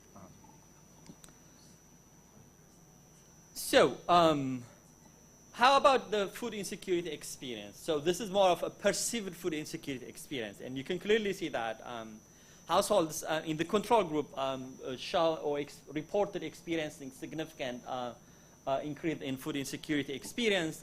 But when you go to the treatment group where we have the new box or the old box, especially the new box is doing quite great in particular in reducing the food insecurity experience. This is better on perceived food insecurity experience. And then here we have a slightly differential impacts across different groups. One group that we thought would be interesting to check is to see the impact across households benefiting from other programs, particularly the Tamawin program.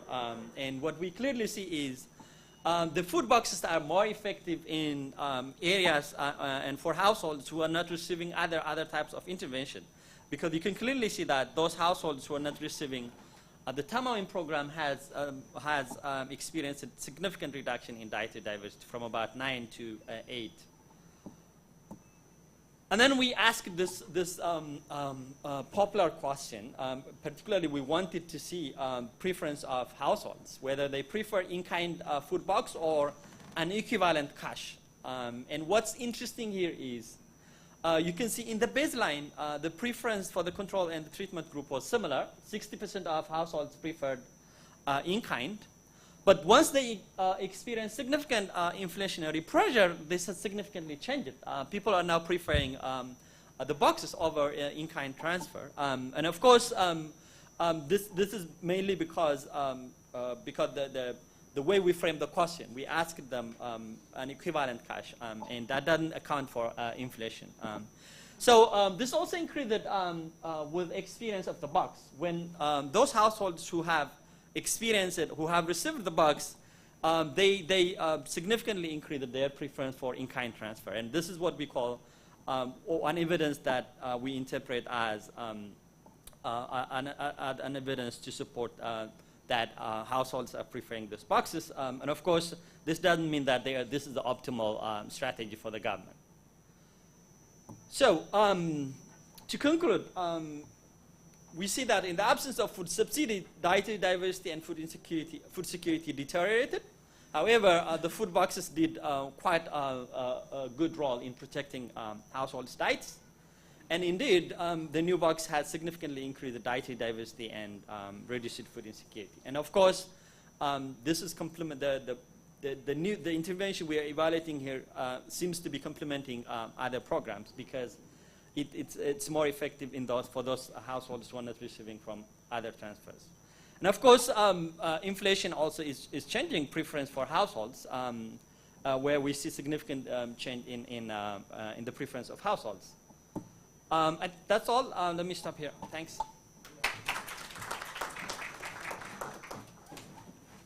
All right, thank you, Kibram. I think that was nice to first have the economy-wide picture. Now we have a household survey impact evaluation based off results, and you can see how they are broadly consistent in drawing the picture.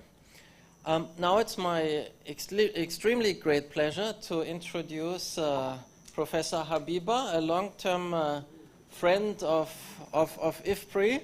We never know exactly what Habiba is talking about, but it's always it's always very stimulating, and I'm looking forward to it. The floor is yours.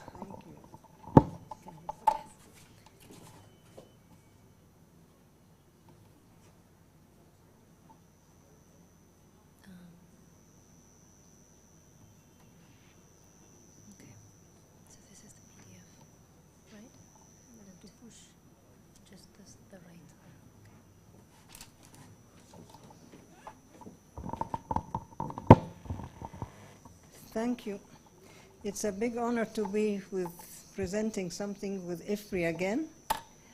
And I have special memories of the Institute of Planning, where I spent the best part of over a year in the health group planning for the Egypt Vision 2030. So we came regularly and we were very well hosted and we worked very hard. So for this presentation, I had a very interesting request to speak about my experience. So it's not figures, charts, or anything, but really an experience of nearly, I don't know, 65 years of practice in nutrition. So that question was, how do diets respond to food crisis? So I found that there are two ways of addressing that or treating the question. One would be direct. How do households manage? And the other is a pondered response, more complicated, to the same question. And this pondered response draws on the statement made by the Minister of Health in the first series of this IFPRI seminar, and I immediately quote a very interesting remark that is very important to me, that nutrition is primarily a developmental issue that is closely tied to the health of the mother and child, to education, agriculture, food security, the environment, and other health determinants.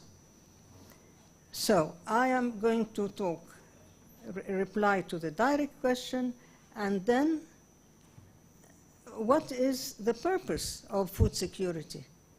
It is not to provide food, it's not to make people not hungry, but to ensure the high quality of the human capital of the nation, starting by the pregnancy and the first early childhood development days, in which good nutrition, starting with exclusive breastfeeding, which is the first diet, is highly important.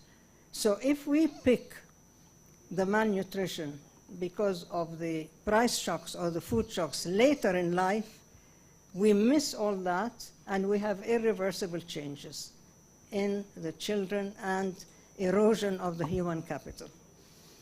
So, a response of household diets to food crisis. Examples of responses, they're very simple and very practical. Every housewife, I have started doing it myself because I cannot anymore afford the extravagant prices for food that I know can cost less. So it is the choice of markets, the increased dependence on subsidized food items, the change in purchasing choices. I don't buy expensive items. I limit my food, my menus to lower cost prices, sacrificing the quality for lower cost. This is important, can be important nutritionally. And in this example, offal as a source of animal protein is now being used.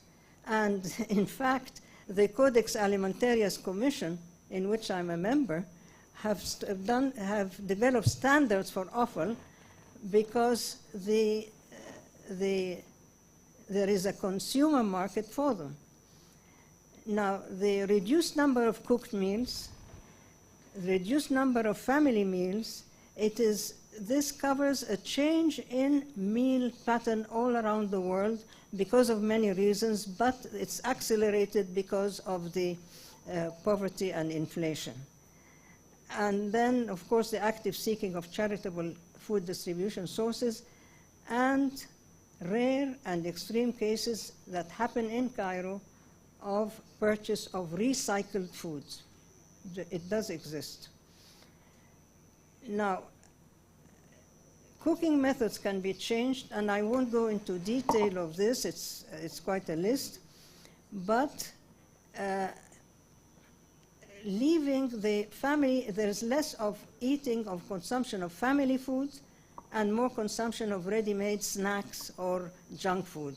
And this also damages or undermines nutrition. An important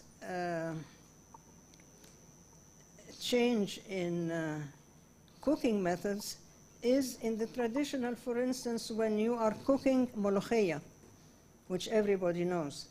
You don't use any soup from meat, rabbits, or chicken. When a few years ago, they used sprouted beans, the soup from sprouted beans to make molokhia. Now housewives are using the hot water after boiling macaroni to make molokhia. So this shows how the housewife reduces the cost of the meal she's trying to offer, but keeping it's always molokhia on the table. So in addition to this, I looked into or reflected on how do children eat in this crisis. So most of the mothers I questioned, they just give the child money, pocket money. There is an increase in pocket money, and he tends and fends for himself till the evening meal at home, which is the one meal. So what does he buy? He buys the cheap, sugary juices. He buys snacks, salty or sugary, fried, so there's salt, sugar, and fat increase, highly processed, and there is an overall reduction in the nutritional intake of those children. So I occupy at present the head of the National Nutrition Sciences Committee, and we have a program of work that is contributing to the food crisis. We have in the audience, I think, Dr. Sahar. I don't know where she is. Yeah. Who contributed very much to the development of this program of work. And what is our idea now? How can we improve the nutritional status of Egyptians when we have a circular letter from the government saying, lower your costs, no expenses, your work will not be supported, I don't know, this and that, and there is a reduction in money for research. So we came up with mobilize all our knowledge and expertise to work with all nutrition-related programs and projects in the country in order to examine them and reprogram to increase the returns on nutrition of their input. So it is no extra budget, it's just a guidance of the strategies to have a better impact on nutrition. The important other thing that we are doing is that in nutrition education, all the documentation for nutrition education, all the knowledge, is based on pre-crisis diets. And the food basket calculation for a family of 5 does not apply at present. It's beyond the budget of the current family, limited resources families, not even poor, but limited resources. So we are working with those responsible to produce, or we're planning to produce new, correct, and adapted education, nutrition education material, especially what we call increasing the nutrition literacy of the people so that they can make their own choices, better choices for a healthy diet. Now, what is also missing in Egypt, we still don't have a clear nutrition policy and strategy to guide us. So we want to accelerate this with the Ministry of Health and the government. And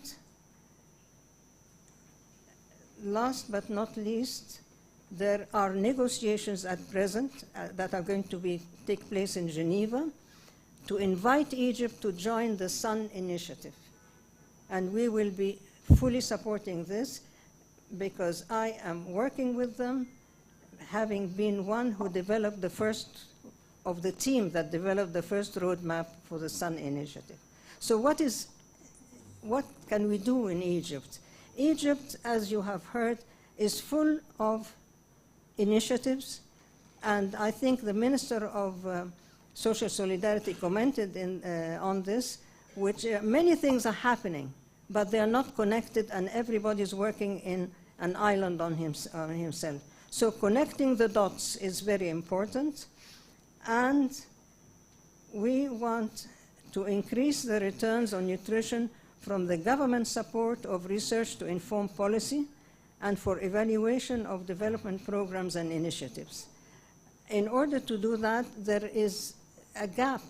I think IFPRI are contributing very much to bridge that gap of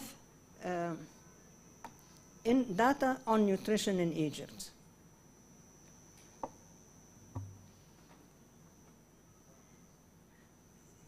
Now we have an early childhood policy and strategy that will be the first pillar for the Sun Initiative to build on, and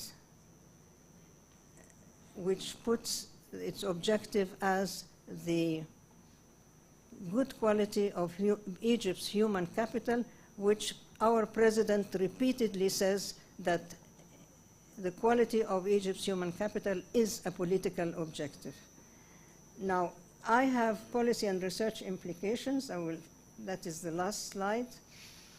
And first of all, we need to quickly finalize and disseminate the National Nutrition Policy and Strategy, work towards the implementation of the decision for establishment of a high-level multi-stakeholder coordination body for nutrition, and which is a recommendation of the UN Food Summit and Egyptian delegation to the UN Food Summit, and update of all nutrition research tools and reference tables. Our food analysis tables are old. Our food-based dietary guidelines, which now they tend to call food-based environment-related dietary guidelines, are very old. And we need to support the regular generation of validated, nationally representative nutrition data, and develop tools to monitor more closely than the HIKE survey the changing trends in food consumption for all age groups, and work with the food industry and catering services to reduce salt, sugar, and fat in the processed and pre-prepared foods, and to accelerate coverage by basic infrastructure services in rural areas, including supply lines with natural gas. There is natural gas. It is part of the Haya Karima and Rif al-Masri Jadid. And if we get that cooking energy to houses, we will have more cooked food and better nutrition. Thank you.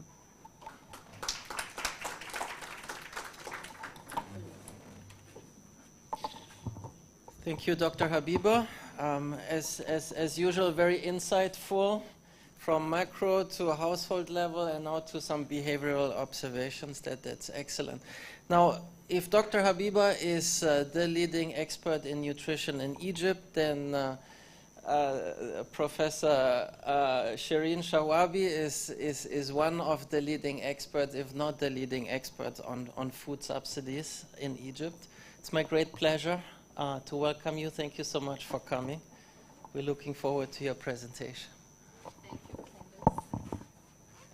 Thank you, Clemens, for this nice introduction. And Yumna, forget about this. I'm colorblind, so whatever you show, I will not pay attention to it. I'll wave. And the time, actually, according to the previous three, this was ranging between 13 and 15 minutes. So don't tell me that. خلاص بقى. طيب. Excuse me, but I prefer to follow my professor advice, Dr. Hana Khairuddin, God bless her, since we are in Egyptian society, we speak in English, and then you bear the trouble to put your headphones, and now I'll switch now into Arabic. Although the presentation is in English, and it is long enough to take the rest of the day, but I will focus on the main issues and avoid replication of what has been said. طيب البرزنتيشن عن دعم الغذاء والفقر في مصر في ظرف الأزمة اللي احنا فيها، والهدف منها الحقيقة في ظل الحوار الوطني ان كمان احنا نتحاور بشكل أفضل، لأنه الحوار الوطني كما شاهدتوا هو إرسال دون استقبال لغاية النهاردة. في كل واحد بيتكلم 4 دقائق، وممكن يبقى عندي 40 ل 50 واحد في السيشن بيكلموا، وكل واحد بيرسل في 4 دقائق رسائل. احنا عايزين نتناقش في اللي هنقوله النهاردة. وعندي 5 أجزاء منها أجزاء ممكن تسكيب زي الفاكتس about the current status، وإنه الأسعار العالمية زي ما قلنا بتنخفض الأسعار مش التضخم، بينما الحقيقة في مصر محطوطة ضمن التوب 10 countries اللي عندها تضخم، وده بيرجع لشهر مارس كان 63، انما في شهر ابريل قل شويه الى 54%. بس احنا عمرنا ما شفنا هذا المستوى من التضخم للاسعار للغذاء في مصر.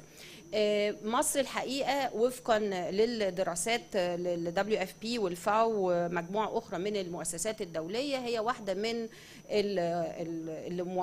الدول اللي عرضة للفود سيكيورتي بشكل كبير، ومن ناحيتين يعني بمعيارين هم اتخذوهم. ولو هنشوف يعني ما هياش عدد كبير من الدول تعاني من هذه المشكلة، وإنما مصر من الدول القليلة اللي تعاني منها.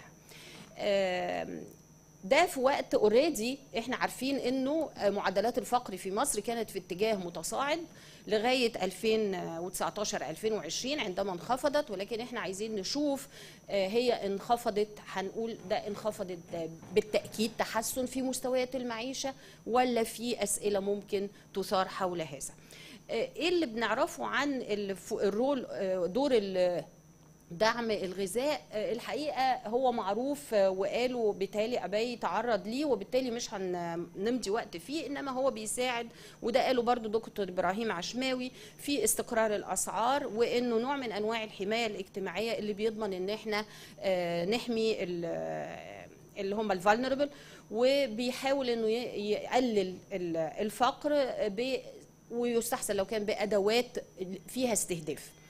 وطبعا ده من ضمن في تحديات عموما في السياسه ان احنا نحاول انه ندي الدعم لمن يستحقه، وان احنا نمنع الماركت ديستورشن والتسربات، ونحاول ان كل ده يكون في حدود القيود بتاعه الموازنه العامه. والحقيقه انه لازم اقول من البدايه واحنا بنتكلم انه للاسف الشديد اشعر، ده مجرد انطباعي، انه سياسات الدعم في مصر هي بتقاد ومقيده بالقيود الماليه، بتتحدد وفقا للاتاحه الماليه في الموازنه العامه. امر طبعا المفروض اي بوليسي ميكر لو انا مكانهم هيبقى ده قيد عليا، ولكن هي في واقع الامر كده.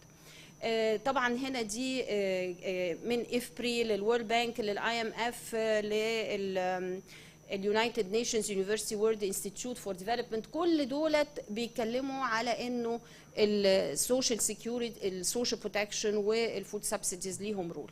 طيب ايه بقى اخبار دور برنامج التموين والتموين هنا بنتكلم طبعا هو مر بمراحل من التغيرات الحقيقه، وواضح ان احنا هذه التغيرات انعكست مره اخرى، وده الحقيقه لازم يوقفنا ونقول عدم استقرار السياسات في مصر واستدامتها بتسبب حاله من الارتباك.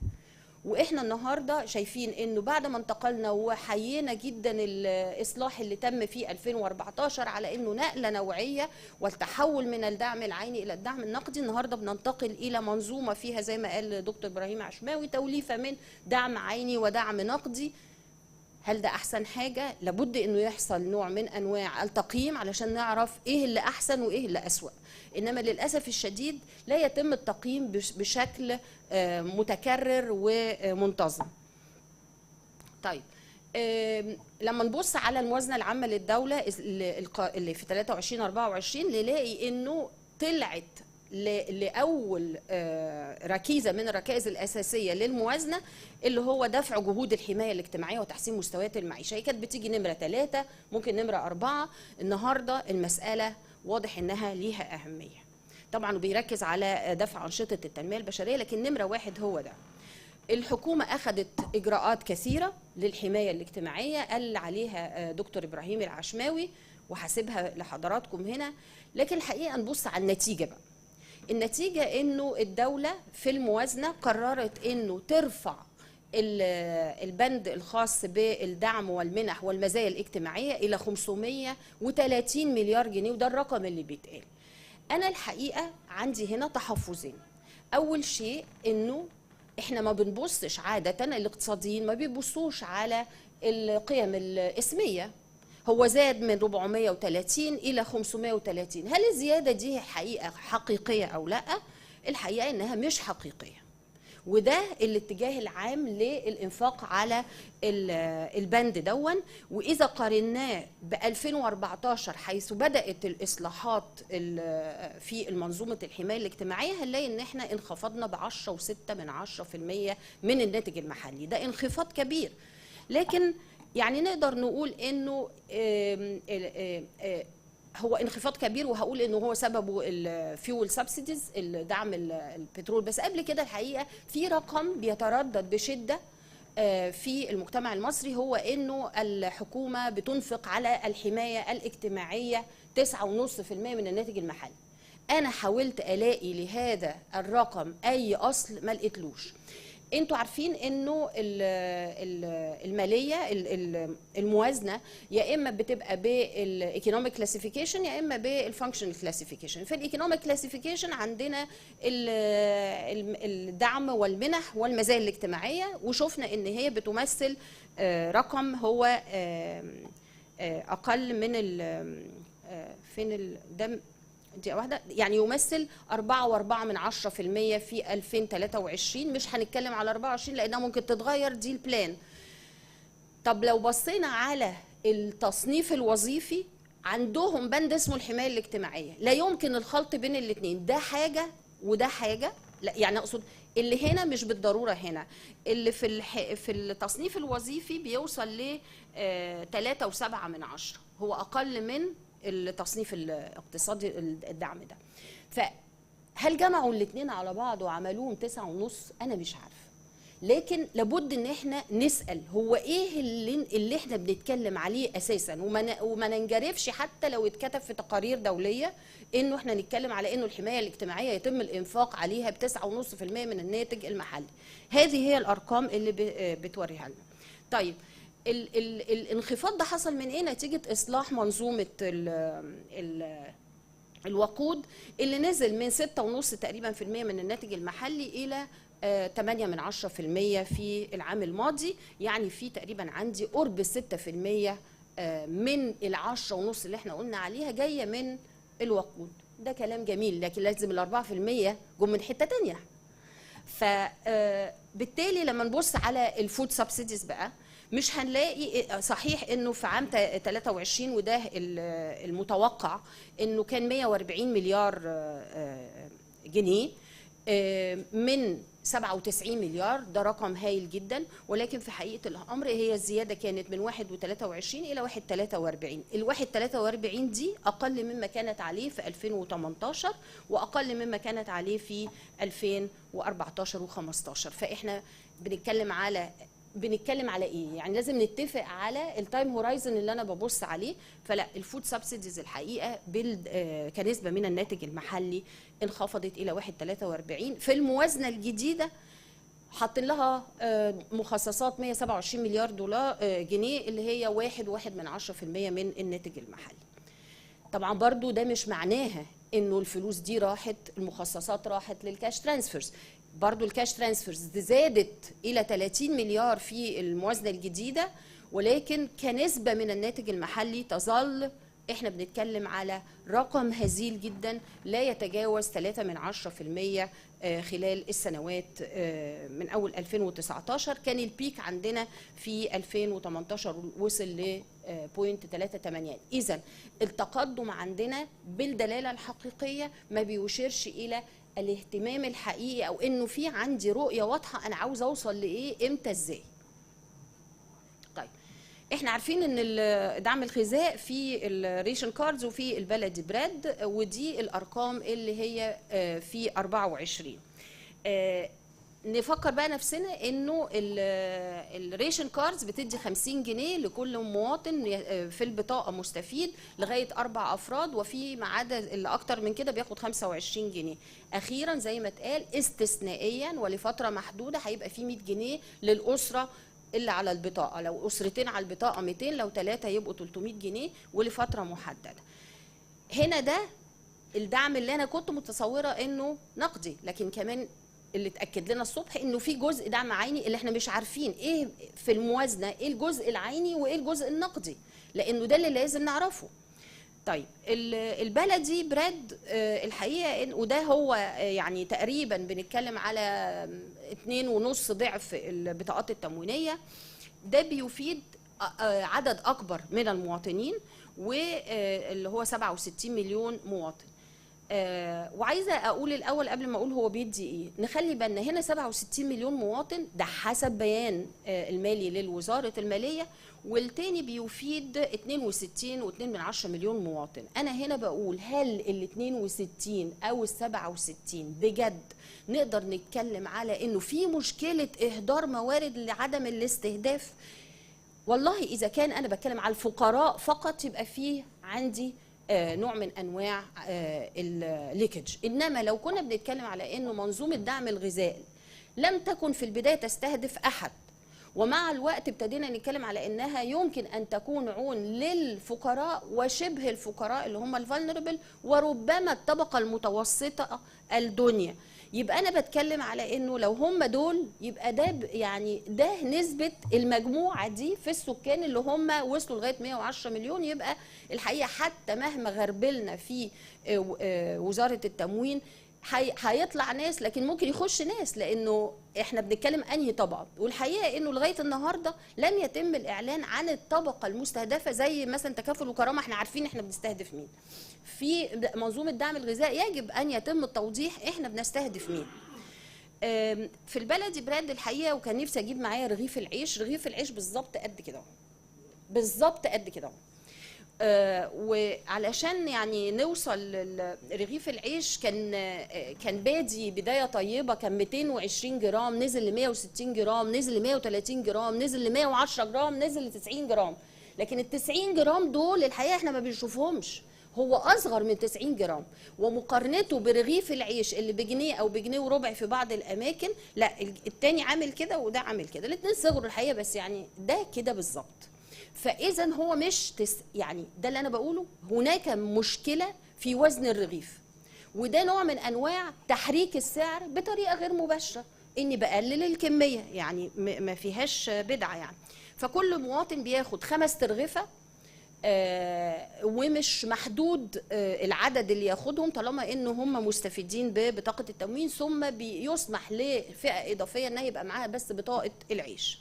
طيب هل هذه المنظومتين مهمين في التقليل الفقر؟ الحقيقه انا ما عنديش ارقام غير ل 19-20 مسح ميزانيه الاسره اللي بيقول انه بطاقات التموين حمت تقريبا 3% من السكان من ان هم يقعوا تحت خط الفقر.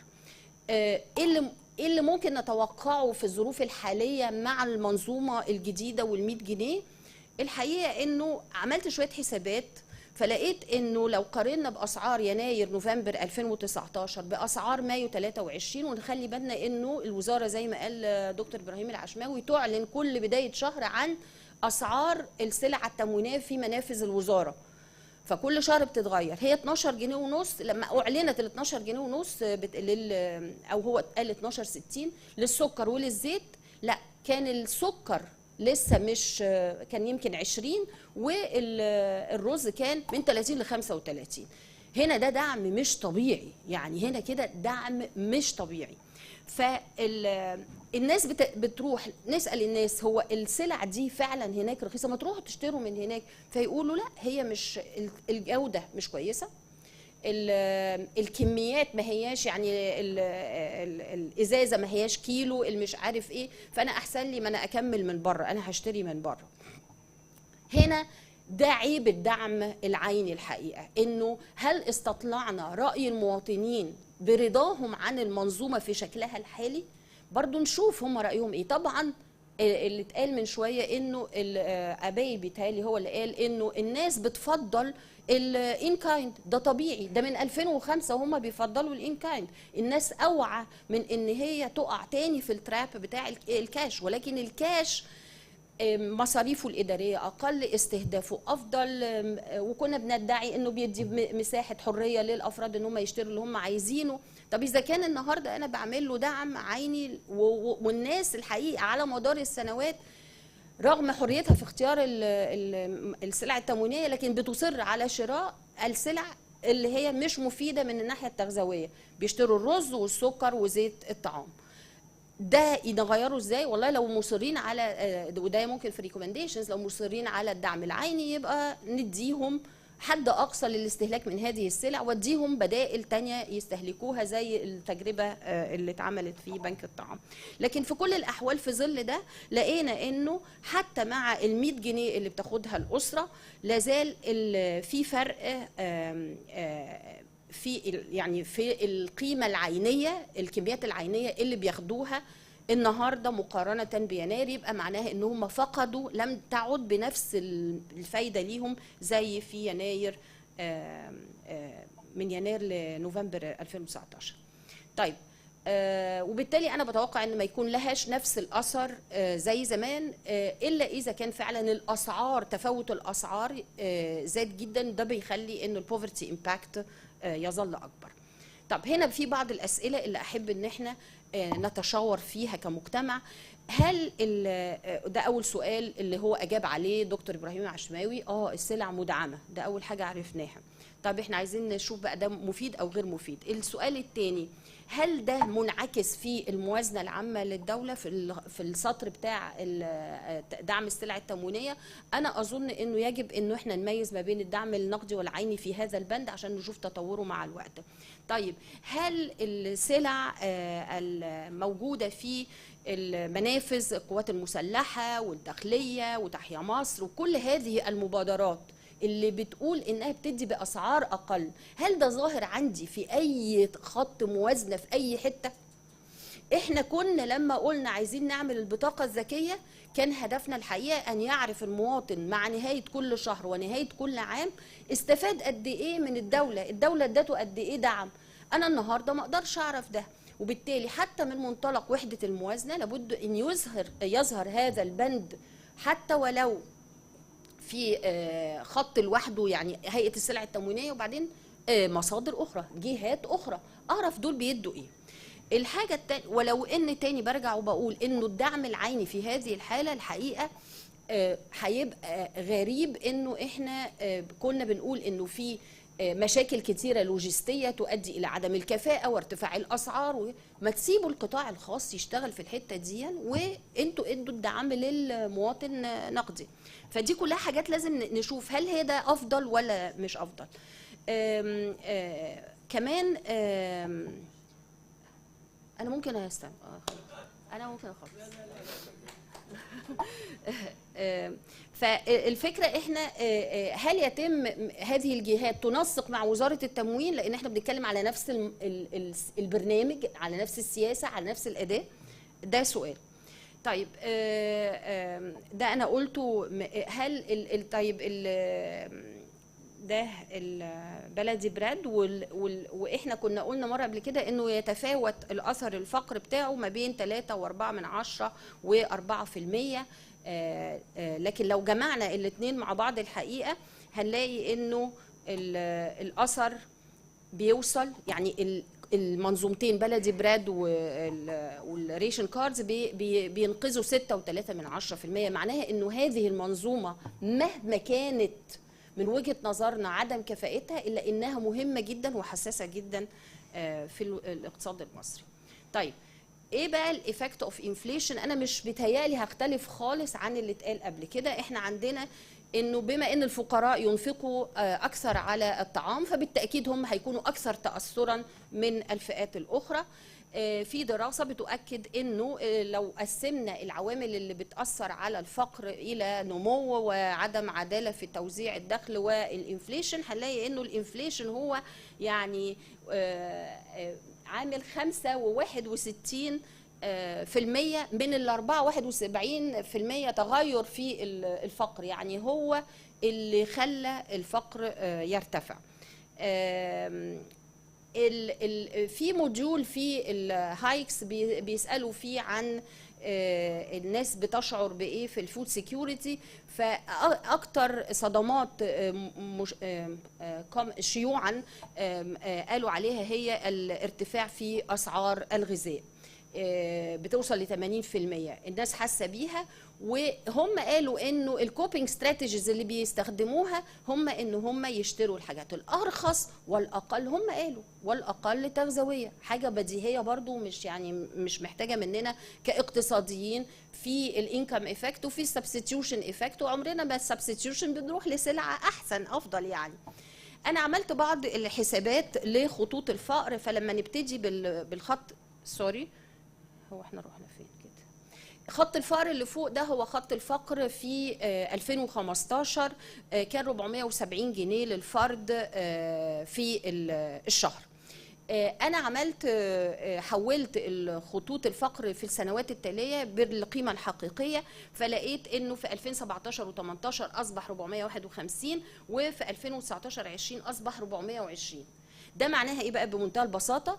انه الناس فعلا انتقلت الى مستويات معيشه ادنى، لانها انتقلت الى نوعيات سلع ادنى، وانه الفقر في 17 18 رغم انه خلي بالكم خط الفقر ينزل لتحت، المفروض ان انا اتوقع انه نسبه السكان تقل الفقراء، لكن كون انها كمان زادت فكان يبقى عندي اثرين للفتره دي، انه الفقر زاد في مستويات معيشه اقل. طبعا برضو نفس الشيء بينطبق على 19 20 هو ادنى من السنتين اللي قبلهم. اذا هنا عندي مشكله ولازم اتوقعها مع ارتفاع الاسعار، انه كل مدى ده ليه تاثير على الفود سيكيورتي. الحقيقه انه هو ليه، انا ممكن اسيب البرزنتيشن معاكم، لانه البرزنتيشن دي هي متاخده من شغل جد جدا اتعمل مع اليو ان دي بي واليونيسف والدبليو اف بي دكتور هبه الليسي، وهي الحقيقه شافت انه اول حاجه انه الفقر زاد بكل انواعه، انه كان ممكن يبقى اكتر بدون الميتيجيشن ميجرز بتاعت الحكومه اللي قلنا عليها، انه في 4.2 مليون مواطن متوقع ليهم ينتقلوا. ده لو كان ايه، احنا بنتكلم في انفليشن، السيناريو كان بيتكلم على 23%، ما اتكلمش على 32%، ما اتكلمش على الواقع اللي احنا فيه. طيب طبعا هنا اللي كانوا بيتكلموا عليها فكره التنوع الغذائي والكالوريك ديفيشنسي. لقينا انه اوفرول احنا عندنا 31% من الاسر عندها تنوع غذائي غير مقبول، يعني معناها ما بيستهلكوش 9 مجموعات من ال 12 مجموعه غذائيه، لكن الرقم ده بيوصل ل 74% في الاكستريم بور و49% من الفقراء. طبعا في ارقام للي عندهم في بقى ديفيشنسيز في كل حاجه بقى، يعني الكالوريك ديفيشنسي، بعد كده عندنا دي كلها حاجات، كل الانماط الخاصه بالغذاء انخفضت وفي حاله سيئه. ايه اللي ممكن نعمله بمنتهى السرعه؟ انا بعتقد ان احنا محتاجين يبقى عندنا جهاز الانذار المبكر على مستوى الاسر وعلى مستوى الكوميونيتيز، لانه لازم نبقى عارفين مين بيعاني اكتر من التاني، لانه قد يكون في هناك اولويه للتدخل حسب المناطق وحسب الافراد. احنا محتاجين انه يبقى دايما عندي بوليسي ريليفنت ايفيدنس. اللي بيعملوا افري على سبيل المثال مع تكافل وكرامه يجب ان يكون برضو في حاله اسسمنت للبرامج الاخرى. انه نحاول يبقى في اعلان للاستهداف ويبقى نيوتريشن سنسيتيف، حتى بان احنا نعمل له الفورتيفيكيشن اللي كانت معموله قبل كده. وفي بعض ريفورم بوليسي اوبشنز مش وقتها دلوقتي، ولكن كانت معموله عليها دراسه ازاي ان احنا ممكن نحرك سعر الرغيف من 5 ل 10 ل 15، لانه الحقيقه مش من المنطقي انه يظل سعر السلعه ثابت لمده 50 سنه او اكتر. وشكرا جزيلا وانا كاتبه.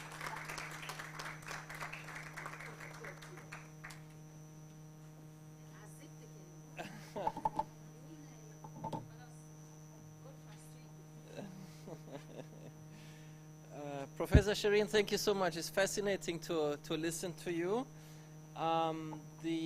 The question of food subsidies versus cash is a global question, and it's a very important one. And let's continue the science policy dialogue and on this topic, very important. Now, it's my great pleasure to introduce Iman Helmi. Iman is a senior economist at the World Bank here in Cairo. And Iman is going to talk to us about inflation and lessons from microsimulation. And Iman, I count on you. You'll keep your time. Thank you for coming.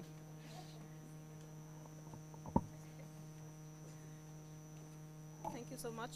Good afternoon, everyone. It's a great pleasure and to be here. Okay, كده أوضح? Okay. Good afternoon, everyone. It's a great pleasure to be here today, and I would like to start by thanking the Institute of National Planning and IFRI for their kind invitation. And actually, while preparing for this presentation, I had one challenge, which is balancing between policy implications and the technical aspects of the microsimulation. Now I have a second challenge, which is speaking after the comprehensive presentation of Dr. Shireen Al-Shawarbi. So I will try to do my best to speak in 5 minutes, try to recap what have been said and not replicate it. Okay, so as we all know, the annual inflation had been increasing in Egypt since January 2022, and the latest figures that we have in this simulation or micro-simulation that I will be presenting today is up to March 23, which is 34%. And when it comes to annual food inflation, we know it exceeded the 60%, so it was around 63% in March 23. And also, if we zoom in and have a look at the bread and cereal, we will find that it reached 70% in March 2023. And if you remember, in July 22, we had an increase in energy prices, which affected also the transport cost. And if you look at the green figures or lines that we have here, you will find that transport cost also started to increase starting July 22. So why should we care about food inflation in Egypt? Because it's a great source of vulnerability. As you can see here, and this is based on household income and consumption survey, if we rank households based on the consumption from the poorest quintile to the richest quintile, you will find that food is around 44% of the budget share spent by the poorest households. So how households are coping, I guess Dr. Habiba covered this aspect very well in her presentation. But again, a survey published by CAPMAS in 2022 revealed that around 65% of households changed their pattern of consumption, 74% decreased their food consumption, and also around 90% of respondents decreased their consumption of meat and poultry and fish and seafood. And actually, these results are very well aligned with the high-frequency phone survey conducted by the World Bank. We started since April 2020 after COVID in collaboration with Basira, having this high-frequency phone surveys. And what we did in 2022 was 3 rounds of surveys. And we found that households are actually decreasing their amount of food. Mothers and children are getting less caloric intake, and they are adapting to the increase in food inflation as we all expect. And when we adjusted also for differences in spending patterns, as you can see here, the gap between the poorest and the richest was high in March 2022. So poor households were highly affected by inflation because it was mainly derived by increasing food inflation. And then the gap gets a bit closer in July 2022, again because of the transport increase and the price increase in energy and transport. And then the gap started to increase again because of the difference in food inflation and food prices.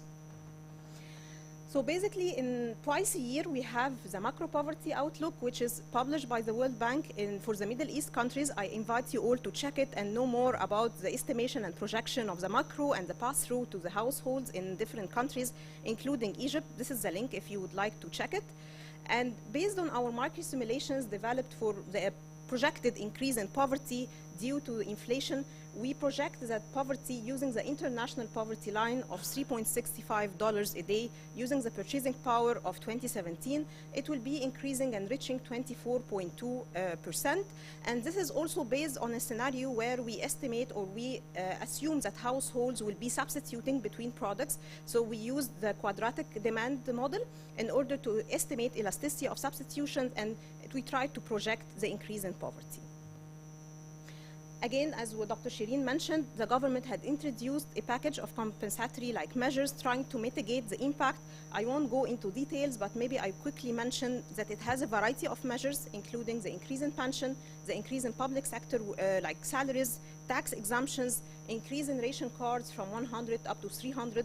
Also, Takaful and Karama coverage of beneficiaries and benefit level increased by around 25%, in addition to increasing the number of households.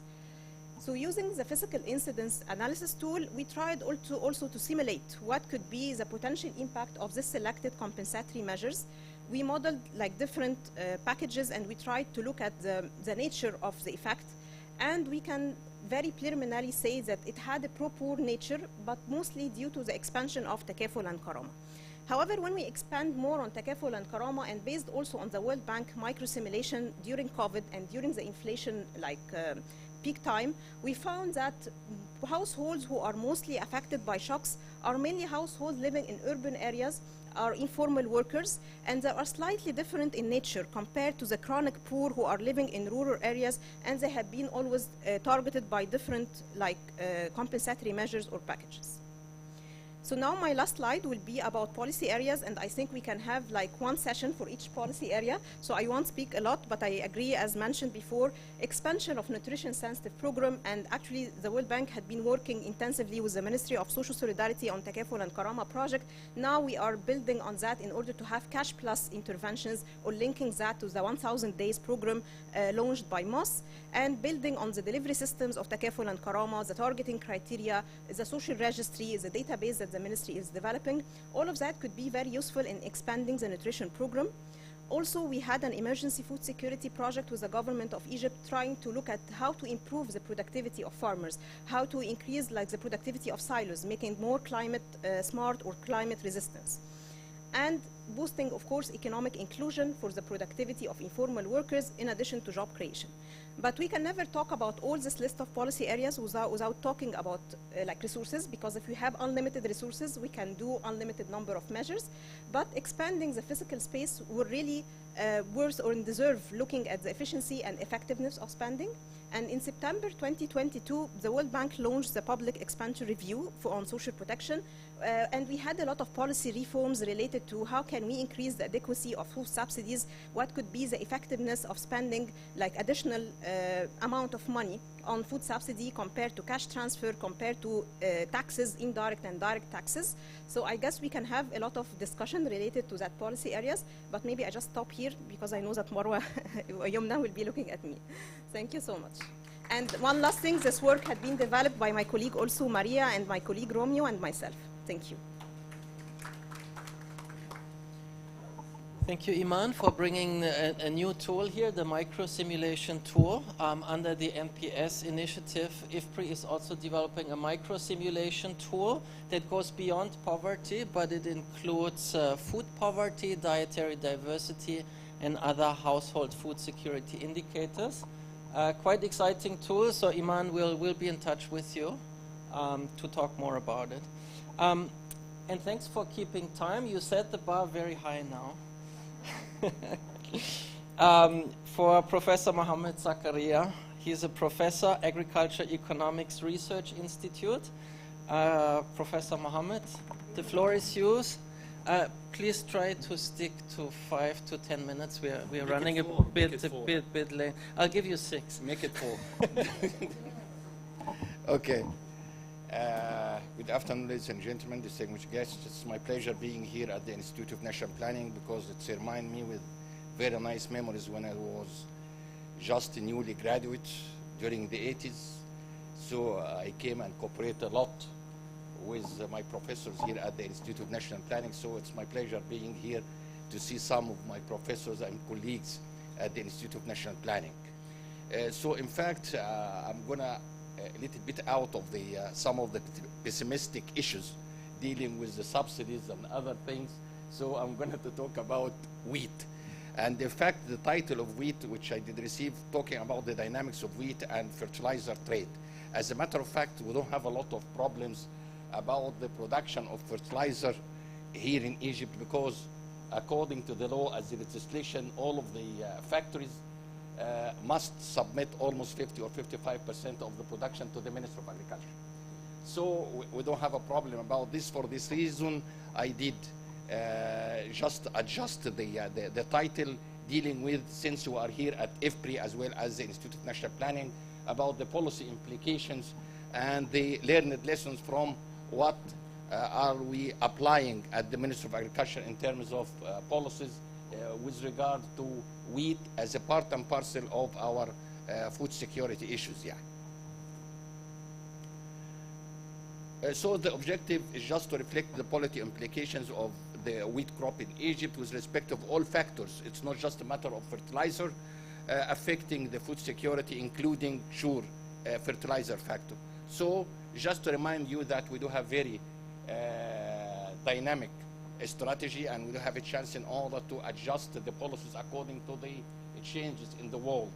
So it's just to remind you about our vision. It's inclusive economic and social development based on fast, sustainable, and comprehensive growth of agricultural sector within the framework of integrated rural development to help in particular marginalized, as we did mention, groups and elevate the rural poverty, in fact.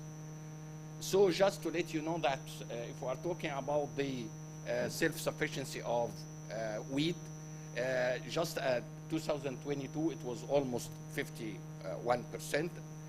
2023 it's almost 53 or 54%. We do expect in 2025 to reach 85 or 60%, and we do expect at the end of the strategy to reach almost 68 to 70% as self-sufficiency of wheat. So what we are doing at the Ministry of Agriculture in order to reach such forecasting, we do have a couple of things talking about the horizontal expansion as well as the vertical expansion. We do have, as you know, a lot of great national agriculture projects for the time being, and we are trying in order to reach the maximum when we are reaching 2030. As example, the Egyptian Rural Project, it's 1.5 million fiddans. In addition to that, the National Agriculture Expansion Project in Sinai, it's almost about 500,000 fiddans. For the time being, we are reaching from 1.5 million fiddans, almost 200 or 300,000 fiddans for the time being.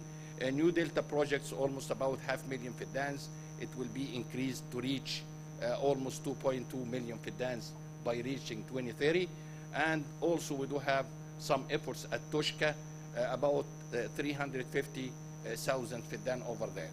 So when we are talking about the horizontal expansion, we are talking about the strategic crops, and mainly we are talking about wheat, we are talking about sunflowers, we are talking about the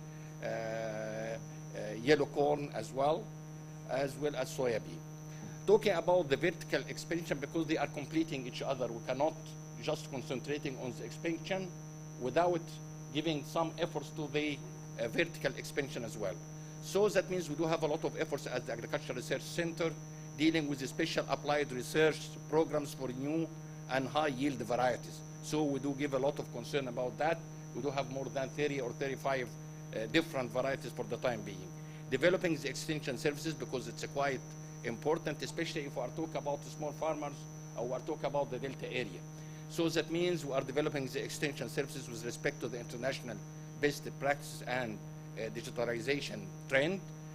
Encouraging new cultivation techniques, which we are talking about the terraces, because it will give high production, managing water, I mean less of using water. But as you know, it takes just a little bit of time in order to convince our farmers with the new techniques. So that means we do have to give more attention to the demonstration plots as well as the extension efforts. More silos and developing the current earthen agriculture burns. That means we are talking about Shona. We are trying, for the time being, we do have silos for covering almost 50%. For the time being, we do have efforts with USAID ERAS project. They are going to provide a grant in order to build almost 5 silos for the time being, talk about 200,000 ton. So that means we do have efforts in order to increase, I mean, to give some efforts to the vertical as well as the horizontal efforts. So talking about just comparing between the yield, I mean last year and this year, and the cultivated area. If we are talking about the cultivated area, it's almost, last year it was 3.4 million fiddans. This year it goes a little bit less, but it's not too much. It's almost 3.1 million fiddans. As a matter of fact, the calculation did have some problems of the calculation of the cultivated area of wheat last year. We are trying in order to accurate the data when we are talking about that, but the productivity is going to high. That means the average productivity of wheat last year was almost 18.7 ardab. When we are talking about ardab, that means we are talking about 150 kilograms. This year we do expect, for the time being, in order to reach it, almost 19.5 to 20 ardab per fiddan. About the fertilizer, as I mentioned to you, we don't have a problem when we are talking about wheat. Exactly those, that means we are talking about the nitrogen. So in fact, the production is almost 7.2 million ton from our factories. We are exporting 2.8, and as you know that during the previous couple of years, we did increase exporting quantities according to the crisis between Ukraine and Russia, but we're still consuming almost 4.4 million ton. So we don't have a real problem about the fertilizer in terms of the quantity. However, we still have some problems dealing with the cooperatives as well as the distribution of fertilizer itself. So this is the point, but it's not a point of the quantity itself. So what about the policy implications and learned lessons? As Dr. Ashmawi mentioned at the beginning, that the guarantee price was 875 Egyptian pounds per ton last year. This year, we increased it in order to reach it almost 1,500 Egyptian pounds. So that means it's increased by almost 72%. We are putting the price into consideration in order to set some certain incentives to the small farmers in order to deal with that. In addition to that, small farmers last year, they were having to submit an average of 12 ardab per fiddan, but this year it's avoid the compulsory supply of wheat from small farmers, especially because when we are talking with small farmers, we are talking about almost 70% of all of the farmers. So that means if we compare it to the area itself, that means we are talking about almost 500,000 fiddans. And sure, because when we are talking about small farmers, we do have to consider some of the culture issues. Because small farmers who do have less than fiddan, most of them are trying to have a part of the production just for the house, for the family consumption, as well as feeding animals. So by way or another, we do have to consider the facts. So that means they are not going to supply anything. So this year we are considering this one. The methods of cultivation, as I mentioned, to encourage them about terraces, the storage areas, as I did mention about the efforts in order to increase the silos, the varieties. It's a lot of new varieties scattered among all nations, and the fertilizer, the availability is if we are comparing about the prices, it's less than the open market price, almost 50%, something like that. So we are supporting, as a Minister of Agriculture, and subsidized the fertilizer. So as a conclusion, applying the same approach in terms of the guarantee prices, just looking to the international prices as well. Demonstration plots has to be increased. As a matter of fact, we did increase the demonstration plots from 300 3,500 into 7,000 this year. So that means it's tremendous increase. Encouraging the terraces and enhancing the cooperation with the African countries with respect to the countries who do have Egyptian model farms, because we do have almost 9 countries in Africa. We do have cooperation with them. As you know, that diversifying the countries that are exporting wheat, especially after we did face the problem of the crisis between Russia. So that means for the time being, we do have different countries, and encouraging youth and small investors in the newly reclaimed areas to cultivate wheat, but with the bonus of supplementary activities. That means it's not just a matter of cultivating wheat, but we are supporting them in order to have a poultry farm, in order to have a dairy farm, in order to have something as a cash crop, in order to support them. Thank you very much indeed, and thank you. It's time.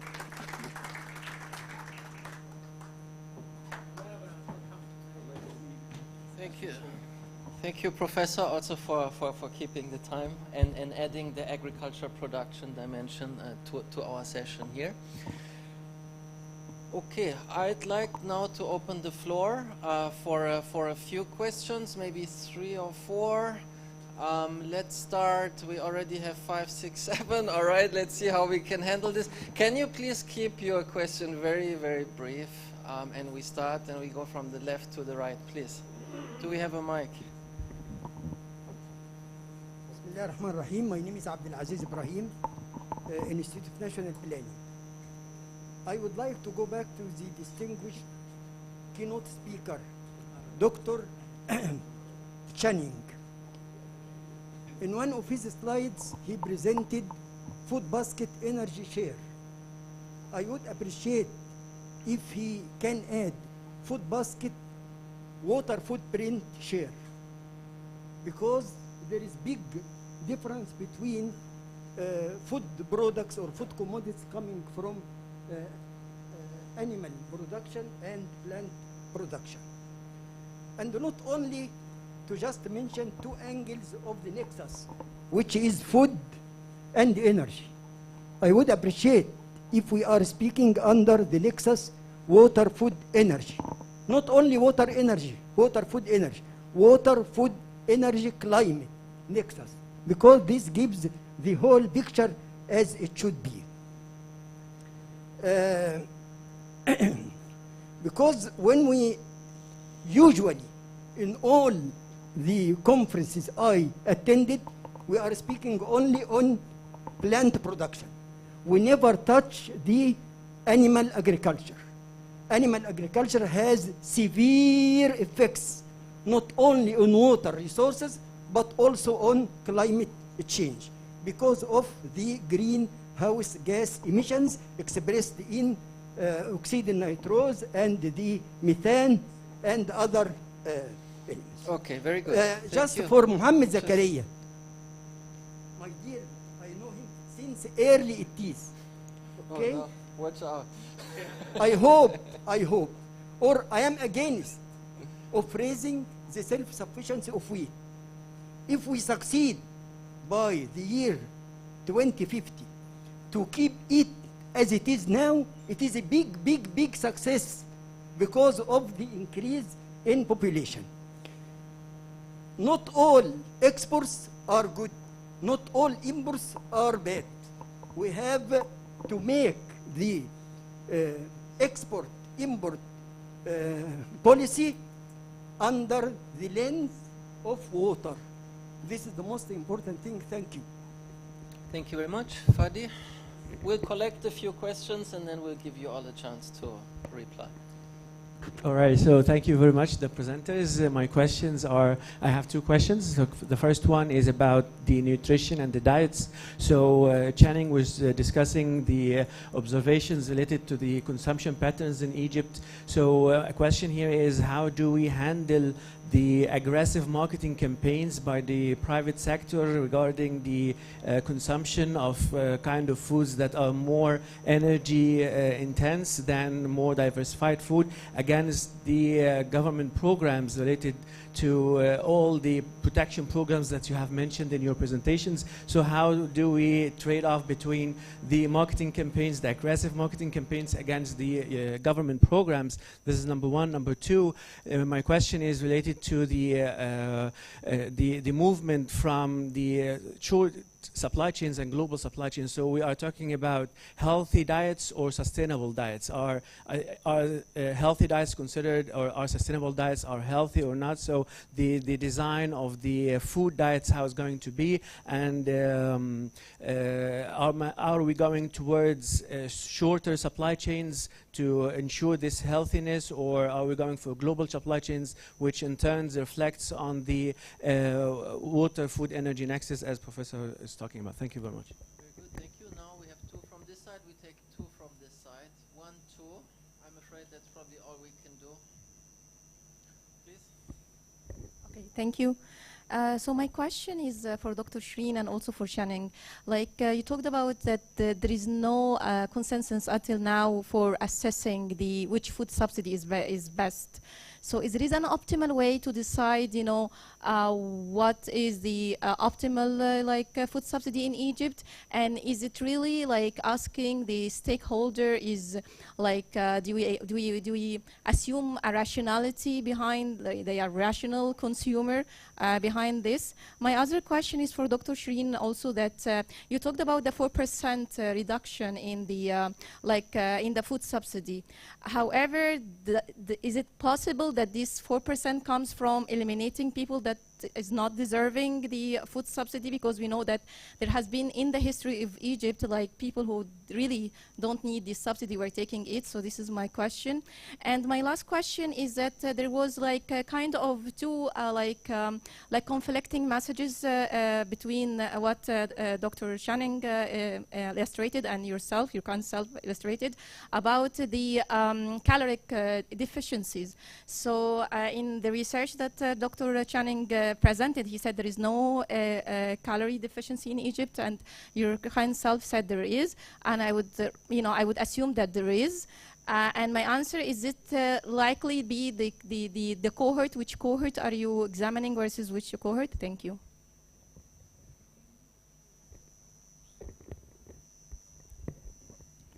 شكرا كليمنز. جمال صيام، استاذ الاقتصاد الزراعي زراعه القاهره. الحقيقه انا كان ليا سؤال للدكتور ابراهيم العشماوي، لكن طبعا الوقت كان ضيق. هو عمل انترفنشنز عشان يظبط الاسعار زي ما قال، ينزل الاسعار من الرز مثلا من 20,000 جنيه للرز الشعير الى 18 وهكذا. يعني انا بقول انه ايه الانترفنشنز دي اصلا؟ يعني انا مزارع رز اساسا في كفر الشيخ، بعنا الرز ب 6,000 جنيه في اغسطس اللي فات في الموسم في الحصاد. يعني دلوقتي ب 20,000 جنيه الشعير.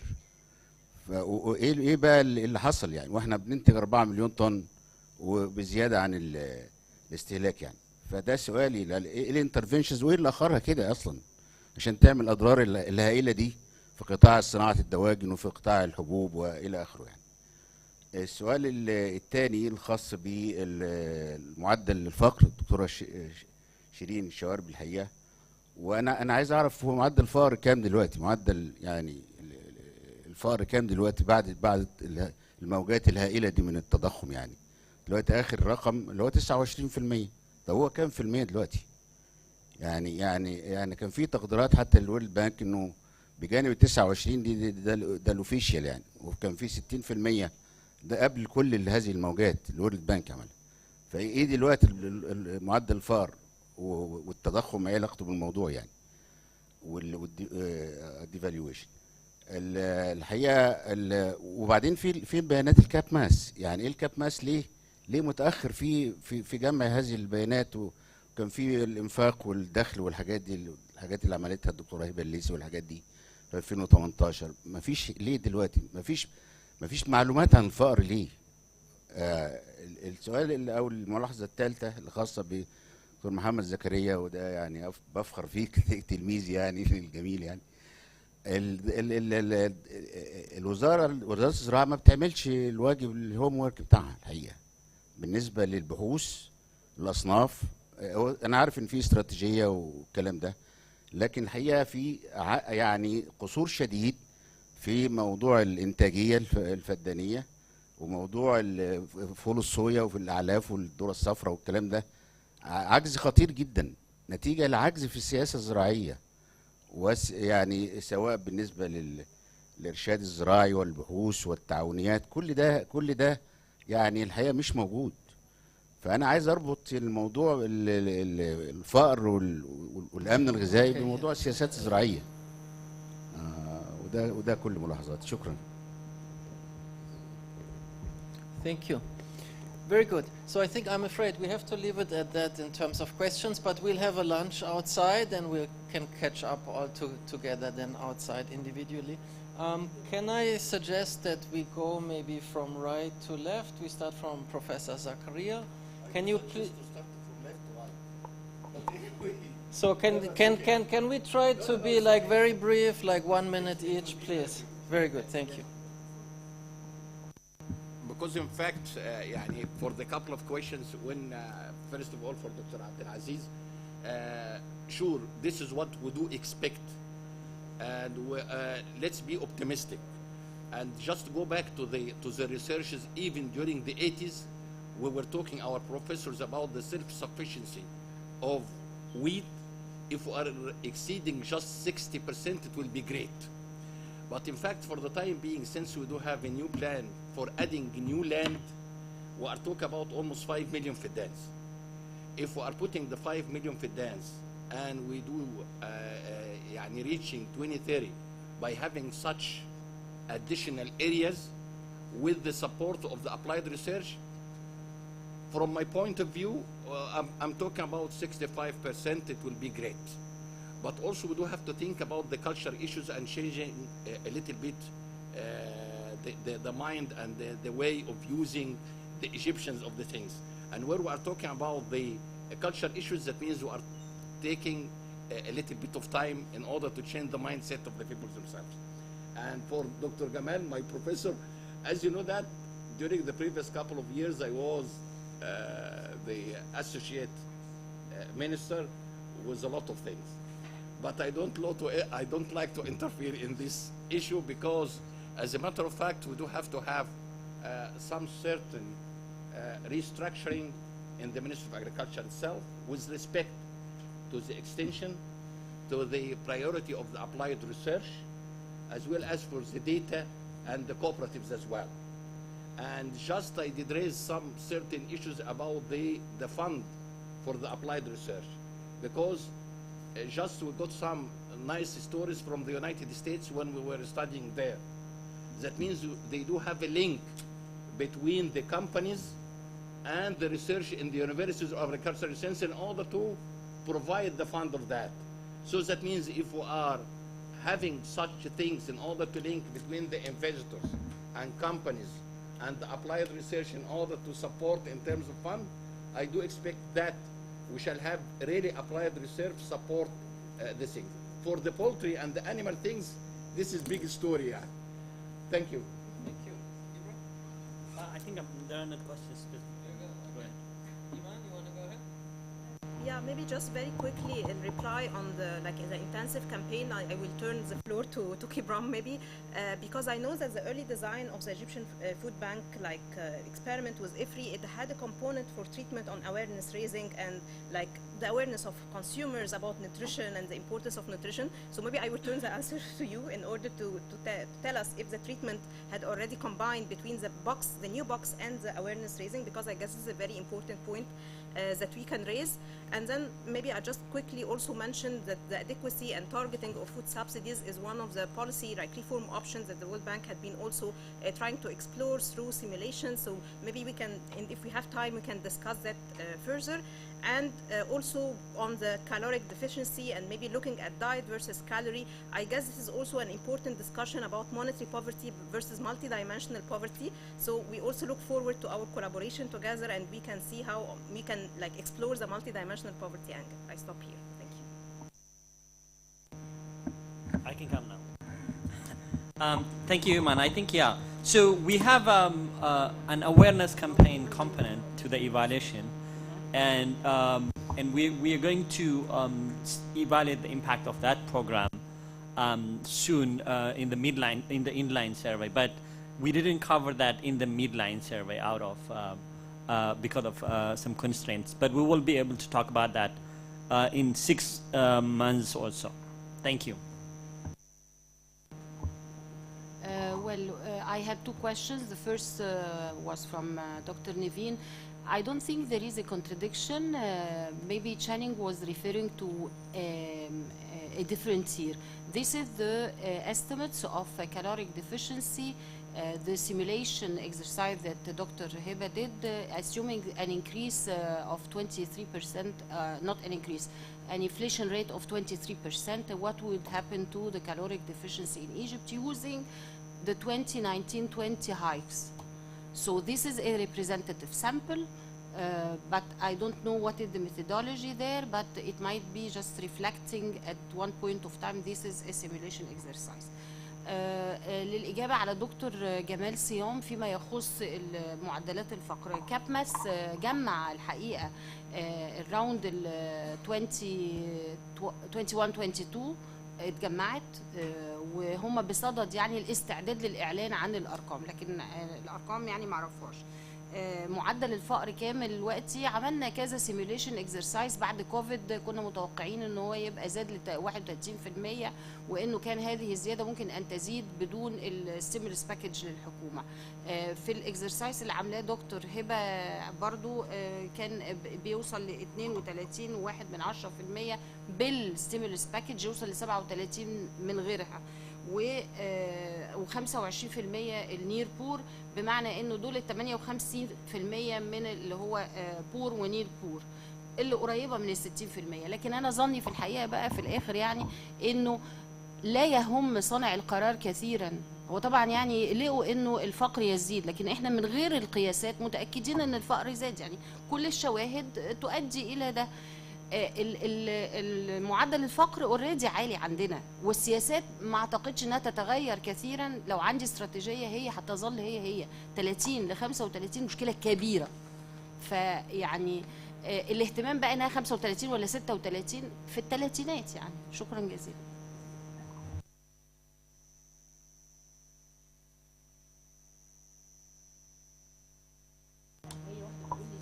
I don't have a question, but I'd like to make a comment.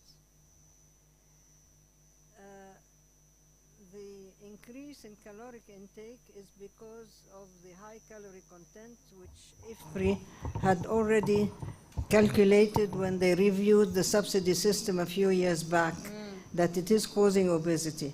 Actually, the health of the people needs healthy foods, which are vegetables and fruits. And nobody is talking about vegetables and fruits and only strategic commodities, and this does not lead to a healthy population. And this is a high concern of mine as a medical nutritionist.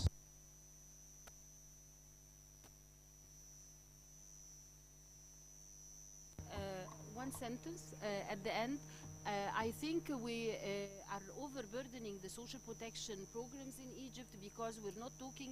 It should be there should be a balance between growth basically. If we don't enlarge the pie, we cannot talk about fair distribution or equal distribution. So we have to focus as well on growth to increase the capabilities of people. Very good point. Okay, thank you very much. Let's give our panelists a round of applause. Now there is one more small presentation and then the closing remarks. The small presentation, you can either stay here or you may go back to the audience. Okay, so Kibram asked me what we have here is a very good science policy dialogue, and I think it's excellent and it is really exciting. Now Kibram asked me to share some lessons, and I'll try to do that in 5, max 10 minutes, about a global initiative, CGIAR initiative on national policies and strategies. What are our experience in the 8 countries that we are working on in terms of how can we promote the science policy interface?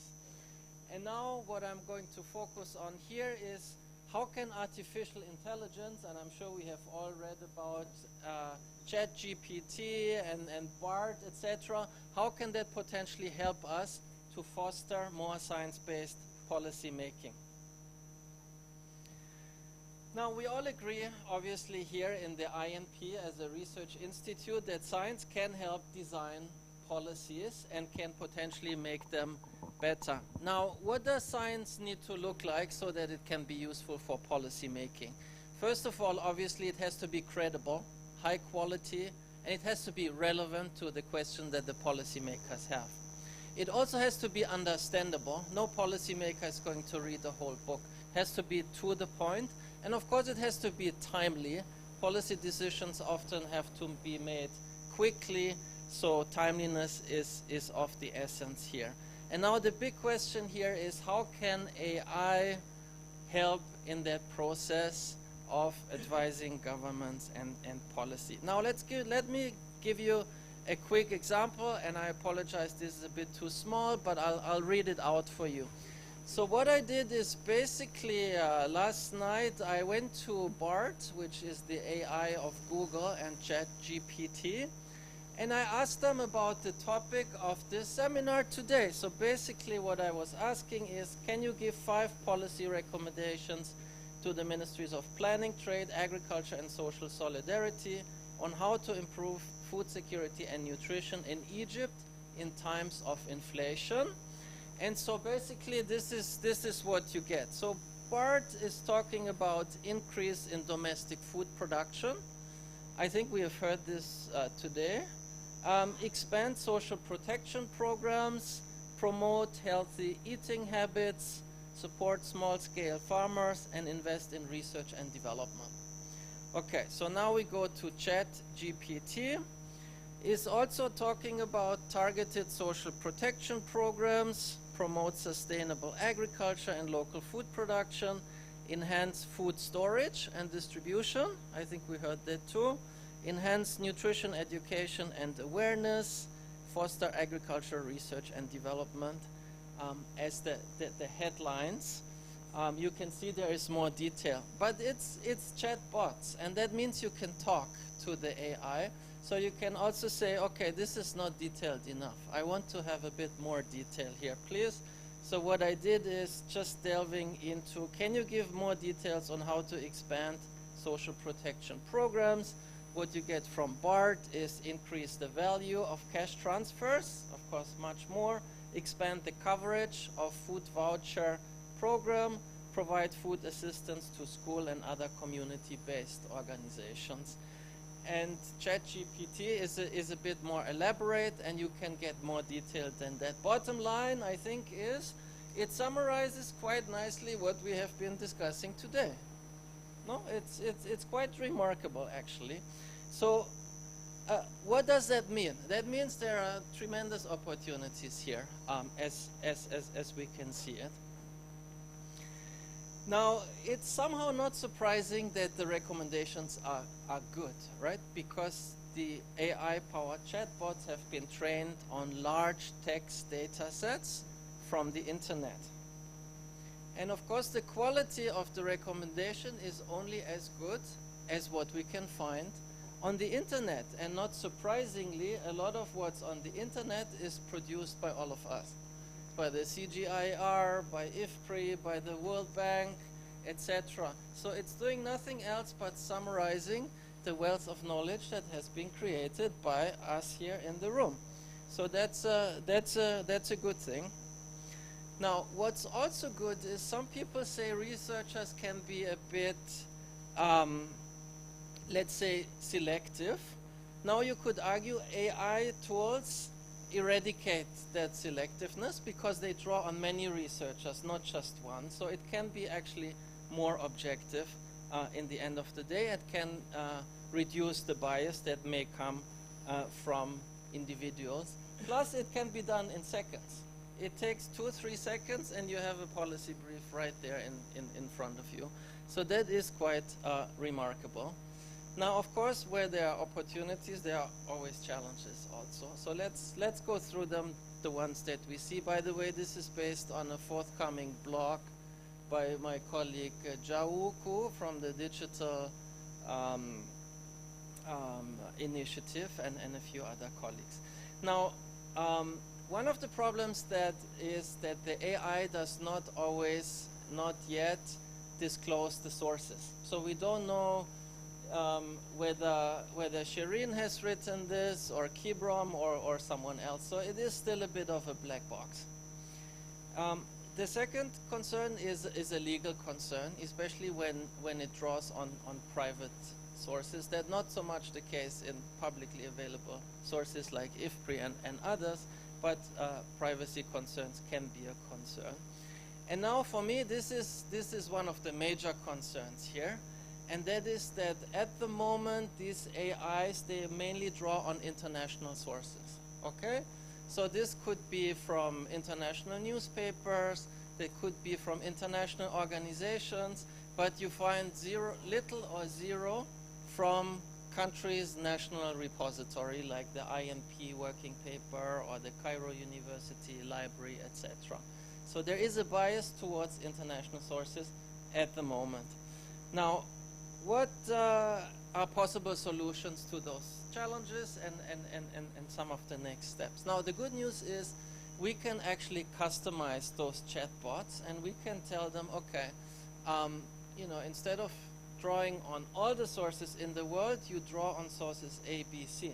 So you go to INP repository, you go to Cairo University repository, you go to IFPRI, whatever you want, and only out of that you create your policy recommendations. And this, it's not as simple, so you have to set it up, you have to program it. But it is possible to program. There are also some applications, and every day there's something new out there. No, you can't keep up with this kind of development, possibly, as we speak. There's probably new stuff going on. But there are applications such as consensus. And so basically with consensus, you can identify the sources used in the response. So that would overcome the challenge that we have discussed. And you can identify who has actually written what you are reading. And that gives a lot of transparency and could potentially allow policymakers to pick up the phone and talk to that scientist directly or get more information from that scientist. Also, we don't want to rule out people at all, because remember, number one, someone has to produce the research. So we still have to do that so that the AI can draw from something for the time being. But then we have at least some first cut recommendations, no? And then we could still have, let's say, a scientific advisory committee or some advisors to the minister could still screen the recommendations and potentially refine them.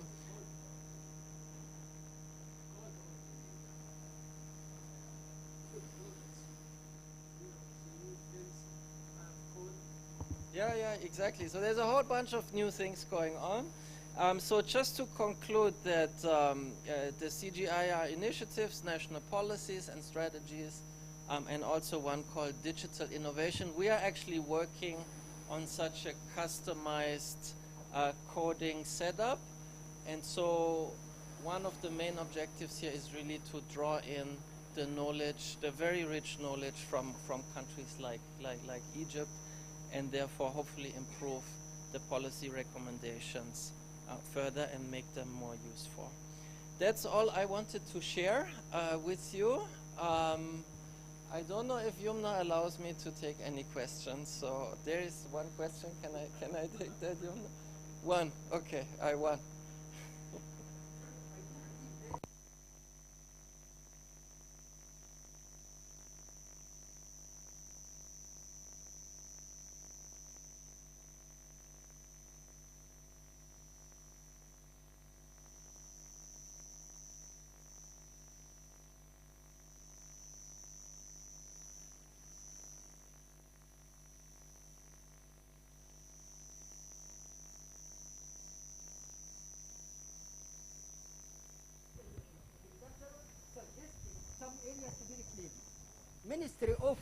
Irrigation raised the white flag. I don't have any water there. And this is just a proof that even the strategy of Ministry of Agriculture up to the year 30, while the strategy, the horizon year of the strategy of Ministry of Irrigation, 37. We need someone, it could be Ministry of Irrigation, to make as, or to work as a regulator, to check the compatibility of the strategies of different players. Okay, thank you. I mean, I guess that was more of a comment. Building policy coherence is very, very important. Okay, so thank you so much. I'll be around.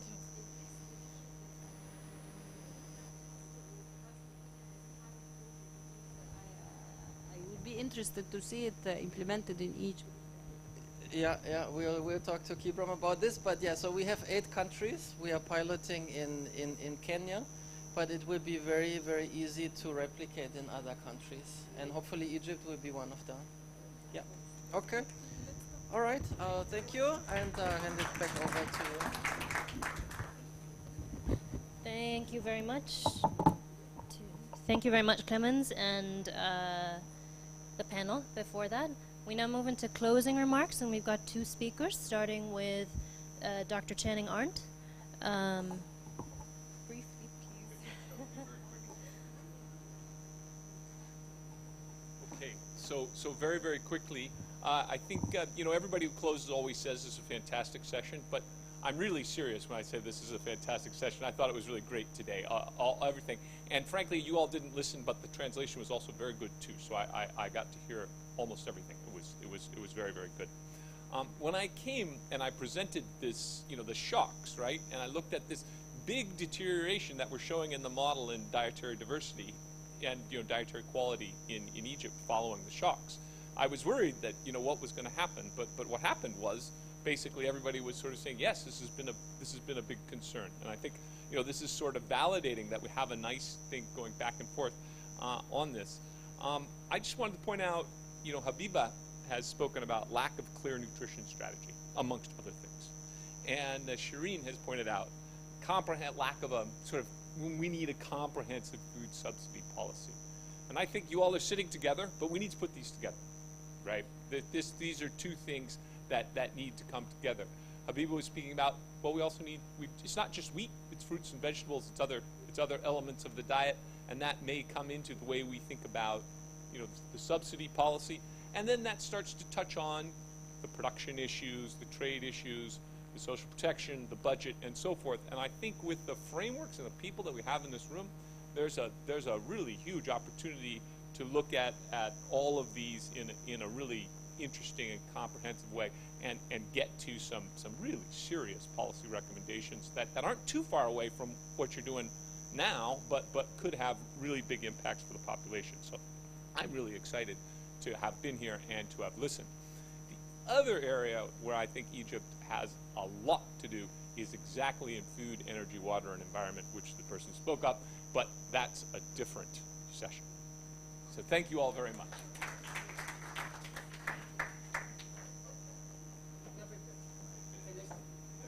Thank you, Channing, and turning it over to Dr. Hela Abu Ali for...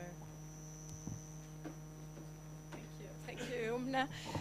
Thank you, Clemens, for such an intriguing short presentation, and thank you, Channing, for making my life easier in summarizing everything, and maybe you're even giving us an idea of the next upcoming seminar to have water, food, energy, and climate nexus policy seminar. So really, as we approach the end of this enlightening, I guess, and provoking policy seminar, we have witnessed remarkable interventions, and I'm not going to try and summarize anything because Channing has already done that, and your invaluable contribution have really enriched our understanding and some of the challenging eye-opening of the challenges that we will be facing, and some hopefully elimination of some pathways in order to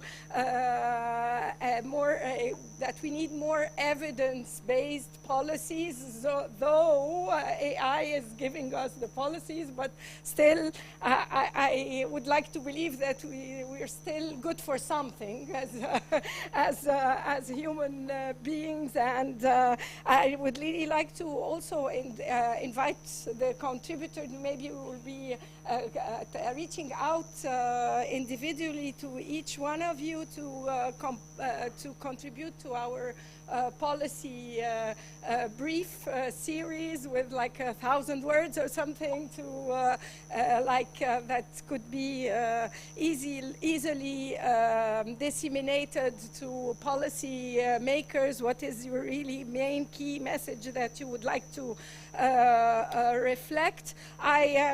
I guess so that Yumna doesn't, though I had 6 minutes, but I guess she will kill me if I take more time. And so I extend my appreciations again for everybody, and thank you for the very inspiring talks, and let's all work for Egypt, where we can make food more affordable, poverty reduced, and household diets are nourishing and more sustainable. Thank you very much.